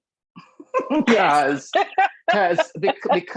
I see my pattern. I've noticed a pattern is that when it comes up, whatever the situation is that I don't like, I see the resistance. And even though I recognize that I'm resisting, and I keep telling myself, what would happen if you just surrender to it and allow it to be what it is? I know intellectually that I would move through it much more easily.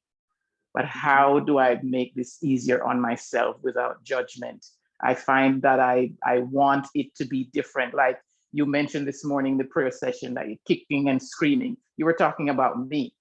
Like when it comes up and it's uncomfortable and it's messy, number one, I hide, so nobody knows what I'm going through. So because I don't look like the self that I want to put on in the public. I hide. Mm-hmm. I know I'm in public right now, but I'm confessing. We're in a container. Yeah, I hide, and I'm going through it, and then when I've come through on the other side, that's when I show up and talk about it. But while I'm going through it, it's like I feel like for somebody else to know that I'm going through whatever it is I'm going through, I feel judged, and I know that's a judgment that I have, and that's mine.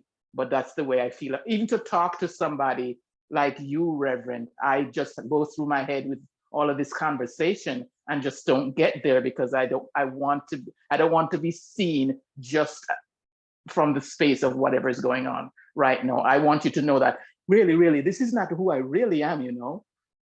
That's the conversation that's going through my mind. I want to be seen as a strong, powerful being that I am, and kind of cover up the places where it's not working or I'm not working it quite as well.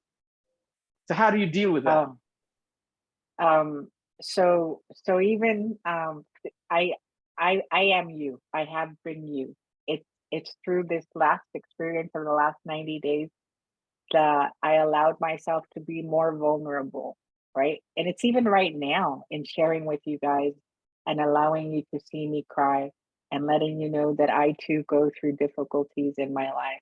Not pretending that because I've arrived somewhere, life isn't hard for me, right? That's something that I had to let go of, that I thought I had to be a certain way when I was in the public view.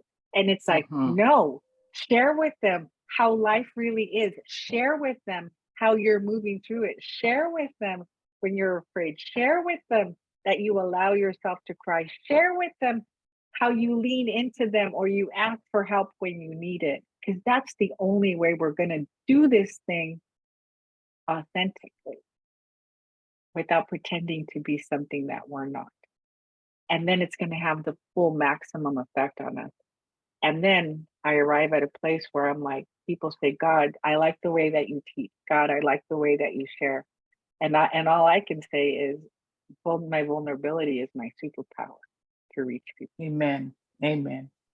And I thank you for that. I want to publicly say thank you for that, because it's impactful for me. I just watch you and I see myself, and it allowed me to see the part of me that I didn't want to look at, to say, oh, it is okay for you to be vulnerable because you're relatable. So, you know, me sharing the parts of me that are scary to me is a blessing and a conduit for healing for somebody else while I'm going through, while I'm sharing that. Because while you were sharing this morning and while you were sharing just now and got, you know, teary-eyed and stuff like that, that was healing for me. That was, I don't know if that makes sense, any sense to anybody else. That has been healing for me, to say, okay, it's okay. It's okay. And it's going to be even more okay. It's okay to be with whatever it is right now, regardless of what it looks like. Yeah. Because that's the only way to get through. The only way out is through. And we have to allow ourselves to go through it. So thank you. And thanks everybody for your shares. Thank you. Denise.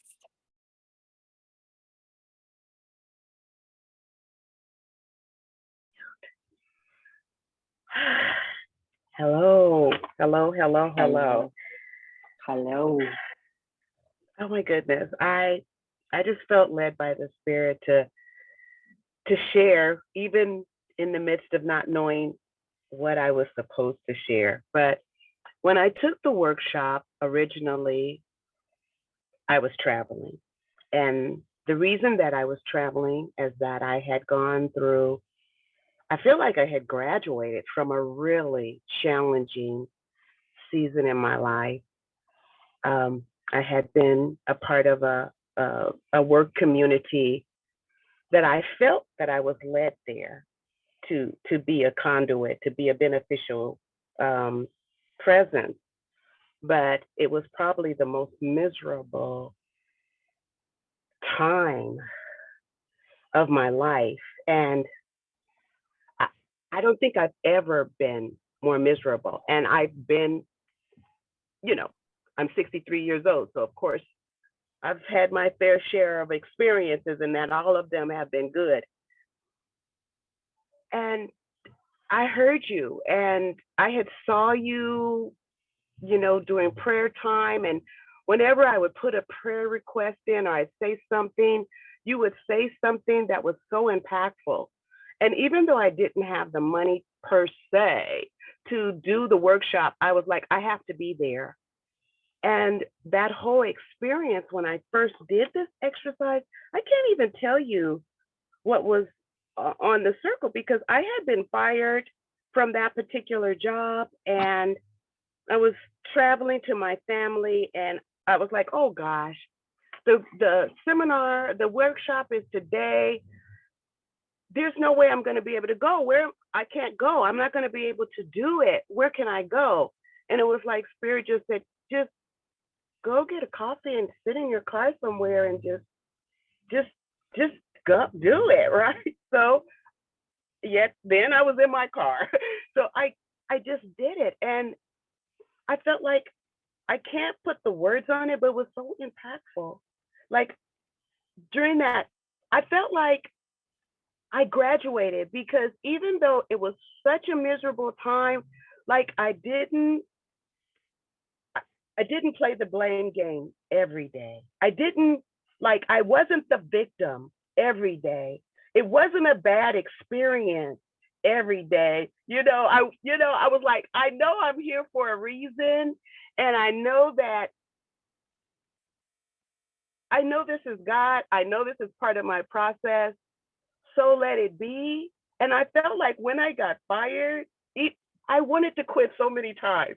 I applied for so many jobs that I probably was overqualified for, and I couldn't get the job. It was like God said, no, you're not going anywhere, baby. You're staying right there until you get what it is I have for you to get. And I would surrender yet a little further. I'd let go. And when I got fired, I felt like it was a graduation.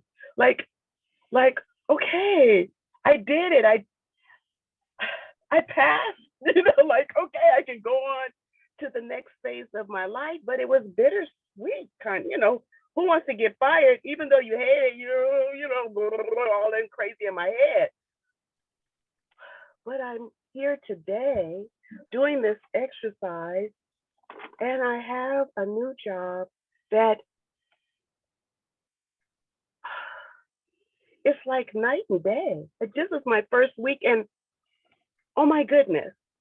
So I'm rambling, and I'm okay with that, but I was miserable at Keystone, but that's okay.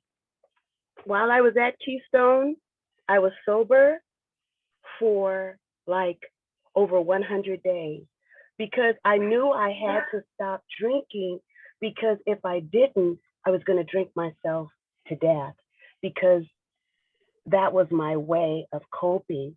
I'm not a day drinker, but like at the end of the week, I would get, whatever I was going to drink, my meal, me and Netflix and this drink, that was my time. But when I was at this job, it wasn't just on the weekends. I was like, every night, I'm like coming home, and I was like, okay, you have a problem. Okay. You got to do something about this. I never wanted to go to an AA meeting. OA meeting. That's about my food. Okay. I can. You can look at me and tell I'm a compulsive overeater, but you might not know I'm an alcoholic. So I wasn't willing. But then when I got in the meetings, they would not it was this dual thing. Like, okay, there were dual sponsors. So I said, well, maybe that might be safe. I'll get a dual sponsor. And they'll help me with both of them. But I'm in this OA meeting. It's about food, but maybe I can undercover do this alcoholic thing, right? Well, she was like, no, I'm sorry. I can't deal with you until, you go to this AA meeting. And I was angry with her. I was like, if you're a dual sponsor, then do your dual job. Why are you? But nevertheless, I realized I was too angry for what the lady said to me, so I knew it was my stuff. I went on and I surrendered and I went. But had I not been so miserable, I wouldn't have done that. Had I, so I can see the beauty in the experience because I grew so much. And I feel like the person I'm bringing to this new community is a better version of myself. It's the truth of who That's what you I have are. to say. Oh my God. Thank you, Denise, so much for your beautiful, vulnerable, authentic share. And I can't even hear her. it's funny because I can relate to all of you. I can't right? even hear you. You can't hear me? Okay. But we were able to hear you. Can you hear me now? No? Hello? Something changed with your speaker. Yeah, I couldn't hear you. Okay, I turned on the car. I can hear you now. I'm sorry. Please forgive that. Okay. No, so the good thing is we were able to hear everything that you said. And I just wanted to thank you for that deep, vulnerable, authentic sharing. Thank you. You're welcome.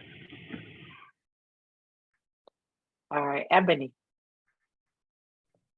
Hello.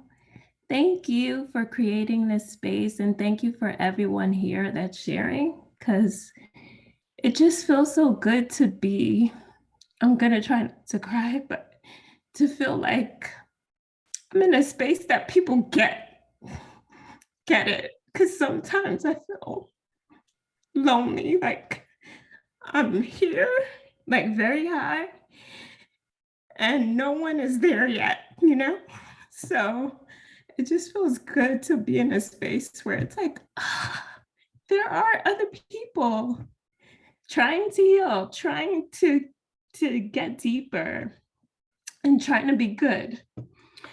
But what came for this exercise for me is similar to what Denise was saying. One of my struggles and challenges is the industry that I work in. And specifically at a brand that I experienced so much just abuse, like mental abuse, very cutthroat environment. And so that instantly came up. And what the word that came up was unworthy. And because it was a space that I always felt like I was unworthy. But on the positive side, I had Agape. And under Agape, I have Reverend Michael, because I took courses through Reverend Michael's course system at Agape. And then that's when I met Reverend Cynthia. And so it's like that whole world. And that word is worthy. So it's interesting, the same word flipped around.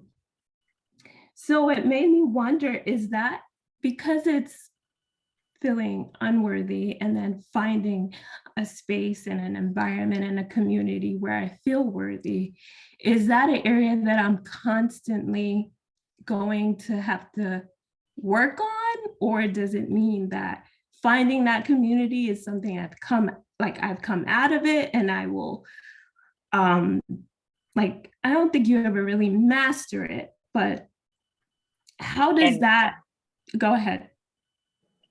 So if an experience made me feel unworthy, and I believe unworthy is written here online as well, right? So I came to master the truth about that, which is worthiness, right? I came to master worthiness. And maybe I needed, and being that was what I wanted to master in this lifetime, there were these two individuals that always spoke, "You're not worthy, you're not worthy, you're not worthy." And then at age 38, I encounter not only one, but like 1,300 people on a Sunday, 1,300 people on a Wednesday. I don't know how many people every time I went to class telling me how perfect and worthy I was, right? And all of that was created at the level of our soul, right? So somehow it was what we wanted to master in this lifetime. And I think my earbuds just died. Hold on. Let me go back. Can you guys hear me on the computer? Okay, let me close my door.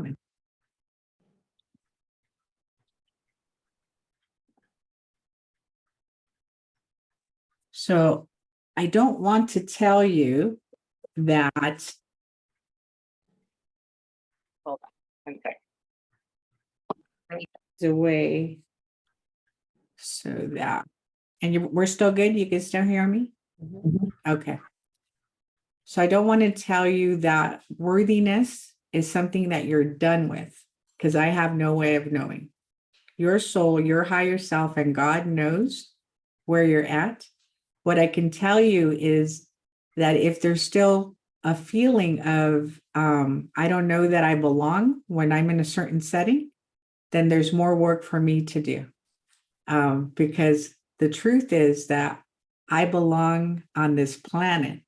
And wherever I go, I need to know just how worthy I am, that I don't need to bend or change the way that I think, the way that I speak to try and fit in or for people to receive me and accept me.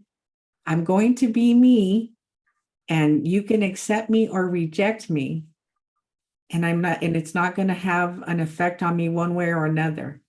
I'm not made for everybody, but the people I am made for are going to find me, and I'm going to find them. So until I can walk this planet knowing that is my job and I accept myself fully, then I know that I'm getting closer to understanding my true worth. Does that make sense?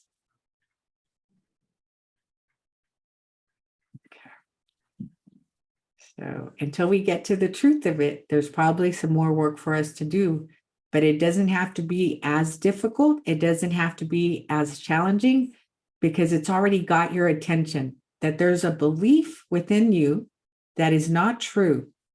And Dr. Seuss said it this way, like, you don't want God nurturing, pouring water on a belief that's incorrect. So you want that belief pulled out by the roots, and then the correct belief planted in its place. And then you want the universe to nurture that belief. You don't want it growing a garden of incorrect beliefs. And it's difficult sometimes when people come and yank your beliefs out by the roots. If I can feel that shit. I'm like, owie. I know I said I wanted to know the truth, but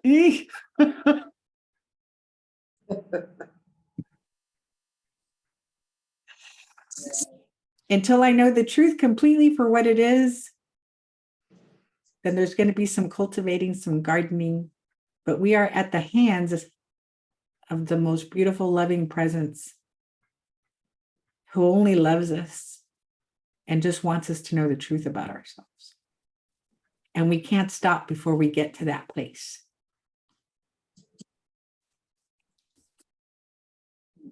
Thank you. Thank you. Lisa.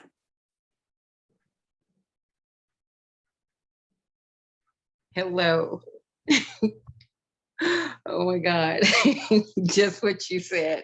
That's what's been happening to me for the whole past year. And no, like you said, I can feel that, but I met Michael, the student was ready, so the teacher appeared. I met him on the video, watching a movie and whatnot. And then it's just been growing from there. And then when I came off work, because it's been one trauma after the other, right? So when I came off work, I was at the dresser and I was standing there and I heard the spirit say, I want to spend some time with you. Meaning like, you're going to come off work for a while, right? But I had no idea what was coming out. And I knew I was going to grow. And I know growing is uncomfortable because I've been going through stages. I've been growing all my life. I love growing. I don't want to ever stop. And I'm always willing to do it. I'm not afraid of the pain. I'm always willing. But this time, whoa, it was going deep because I'm in a whole nother, when I met Reverend Michael and Agape and you, I'm in a whole nother realm of learning. I'm in a whole new awakening, a bigger thing where other things had to come out that were rooted And yeah, and that's very uncomfortable. It's very uncomfortable, but I'm willing. I don't know why did I put my hand up? There's so much going on in my head. I've learned so much. The first thing that I learned was light visioning, and I go back, and now I'm with you with energy codes. But it's so much going on in my head. Sometimes I feel like it's spinning, and then I'm aware that it is everything that God is doing in my life. It's new, and I just gotta, settle down and get it. But yeah, I want to give voice to my circles, I guess. Yeah. Okay, so what is the question? Because I want to make it quick.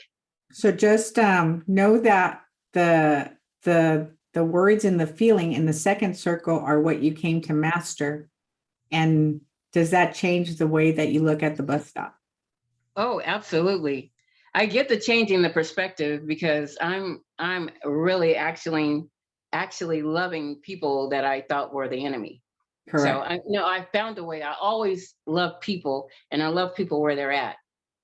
Even if they do things to hurt me, I love them where they're at, because that's their business, not mine. I'm not going to be that way. But the thing of it is that I'm seeing them and it's such a different light, to where I'm like, well, they actually, maybe a choice, but this is what they're doing to themselves. It's not, I don't have to be the victim. This is what they're doing to their own life. And that's, now I have compassion for them instead of anger. Yes. Amen. So I came here to master fear, because I've been dealing with PTSD for over 25 years. I thought I was healed from it, and it showed up again in May. And I don't know what to say. My husband and son in prison, they've been serving life in there, 20 and 30. These are different occasions. My son been in there since he was 16. But anyway, I don't know what emotion that is. Maybe anger, because it, what happens. Black man going to jail, Black boys going to jail. Let me just say it. Okay. And then my finances. I've never been in this type of thing where my finances have been like this. Very funny. I'm gonna put it how Reverend Michael put it. Somebody else said it, that my finances are money is funny. So I put mine is cracking up. It's really laughing. So I came to empower what? So it looks like all of these things are different and separate. Yeah. But if we come to the truth of who we are, and we allow ourselves to feel everything that's coming up in every moment, then we're keeping this channel open to experience all the things that God is, which is abundance, which is peace, right? So it looks like I have 20 things to do, but no, you have one: to allow the truth of who you are, to clear this channel, we're going to let go of the beliefs that speak to the contrary. And that allows you to experience your health, your wholeness, right? That's been a big one for me. I'm like, it's probably easier for people to experience abundance than it is for me to experience health and wholeness. But because of this recent experience of the last 90 days and where I'm about to go with Dr. Sue de France and Walk the Lands of Mary Magdalene, whatever belief I still had that I could not heal is gone out the freaking window. And I expect to come back a very different person. Yeah. Yeah. I have expectation too. Yeah. But it seems like this, I guess myself is getting in the way. So I just got to go through the process of energy codes so I can heal, because it took a toll on my body. The PTSD, of course, took a toll on the body. Now I'm in constant pain. So just as we begin to let go of whatever it is that we latched onto, and we allow ourselves to experience the energy of who and what we are, everything can start to heal. Yeah. So just stay in the conversation, Lisa, and then we can work on one-on-one sessions as well when I get back. Okie doke. All right. All right. And then we have Thank you. two more. Thank you. We have two more hands up. So we'll do a laser because I got to do meditation at 12. But thank you so much, Yvonne. Hi, Hi. I'm new to all of this, and first of all, let me thank you, Reverend Cindy, or Cynthia, rather. And I want to thank everyone else that has been sharing. I really got a lot out of it. I'm not sure if I'm doing this process right. One of my celebrations is today, when I got married 32 years ago. Today is my anniversary. Happy anniversary. I would say it would Happy be- anniversary. But do I look happy? I'm not. Okay. Happy anniversary, Yvonne. It's an anniversary. I got married 32 years ago, but it has not been a happy marriage for 32 years. Mhm. On the other hand, the loss of my parents. I was raised in orphan. I got to meet my parents when I turned 33. I met one at another point, and then I met my mother at the age of 30. I was 30, yeah. The blessing was I got a chance to spend at least 18 years with her. And then she made her transition. My father made his transition also shortly prior to her, maybe about a year prior to her. And I had an opportunity to forgive both of them. Wow. Verbally. My father died 2 minutes after I forgave him. Wow. I guess what's going on right now is what should be happening and what I've been wanting. I've been wanting to cry. I haven't cried. I don't remember the last time I cried. I don't remember having tears. I guess I need to surrender. I need to let go of the abandonment, the loneliness, the feeling unloved in my marriage for 32 years. I poured out into ministries. I poured out into other people's lives. I poured and I poured and I poured. And they always say, when you love, you get love back. And I have not gotten the love back. And I'm tired. I'm just tired. I'm tired. I'm 70 plus years young, and I'm tired. I'm sorry, I didn't want to end your program on this note. Yvonne, you are the reason why I do what I do. You are the reason why I allow myself to be what I'm being. I don't want to come and pretend to help people. I want people to experience joy. I want people to experience the truth about themselves. So thank you for trusting me, trusting us to share how it's been. And now we can start to work with what it means for Yvonne to be Yvonne, for Yvonne to be happy. We were taught, right, that for us to pour ourselves into others meant to be loving. And I did that to the degree to where my body stopped moving and I couldn't go rescue anybody anymore. The message was, sit your ass down, take care of you, cultivate your relationship with me. I will take care of that person and that organization. Stop trying to save the world and focus on us. Because this is the only thing that matters. And it's from here that I feel you and I tell you where to go and I tell you when to go and I tell you what to do and I will tell you what to wear if you want me to. But this has to be the primary relationship, the relationship with our soul and the presence of God.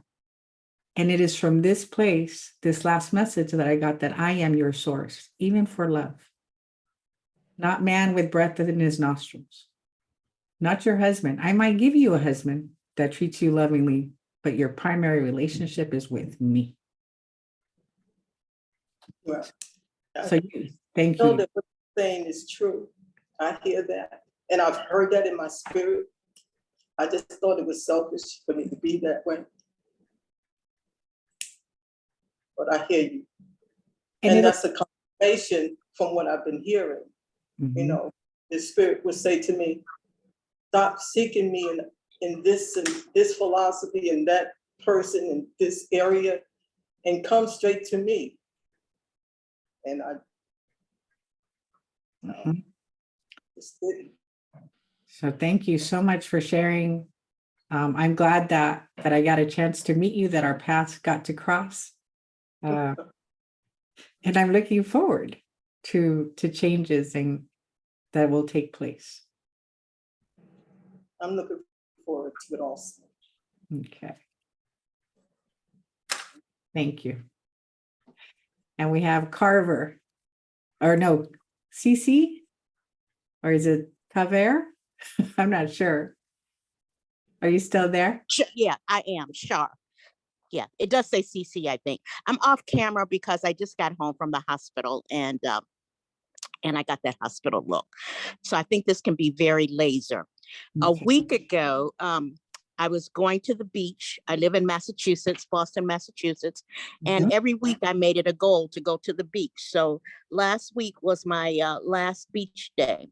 I went to the beach and we're on the beach parking lot and I fall off the bus. I actually didn't fall down per se. I kind of flew across a few feet and hit my head on a cylinder block.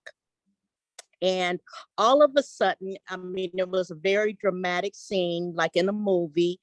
EMS, fire truck, people all around me, and I'm just, you know, lying there. I'm okay. I open up my eyes and I realize that I'm okay. I did hear my head hit the corner of this block, and it was like a crack. And I didn't even know that I was bleeding or anything. But anyway, the scene was very dramatic. They take me to the hospital and the EMS guys the paramedics are very nice, and the people at the gauging, although I have this blood running down my face and all of that. And so anyway, I ended up being admitted into the hospital and was there for 5 days. My experience was one of joy. My experience was one, I think I'm gonna cry soon. My experience was one of good.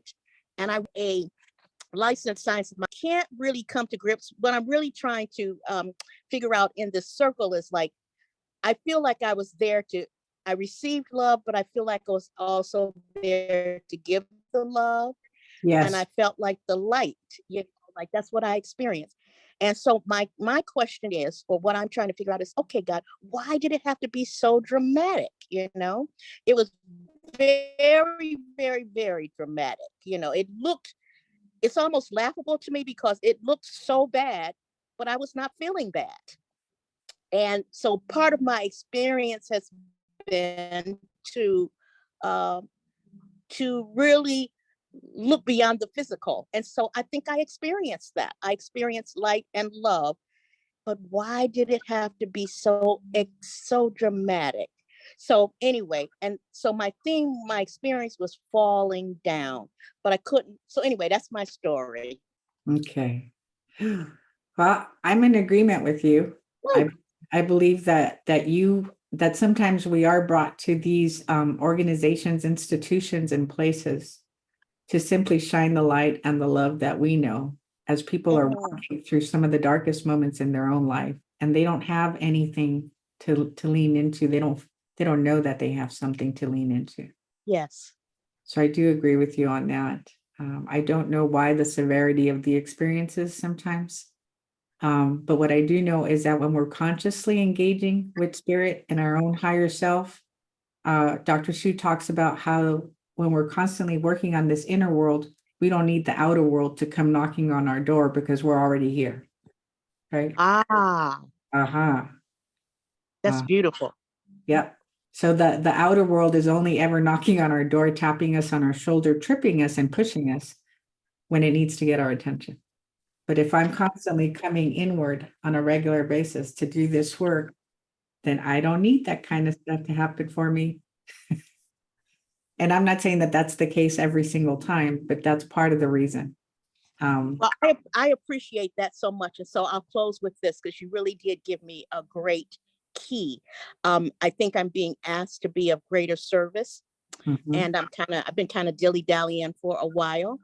And so I feel good about that, needing the push and the stitches and all the rest. So yeah, it'll be with me. So I'm going to ponder that and meditate on that some more.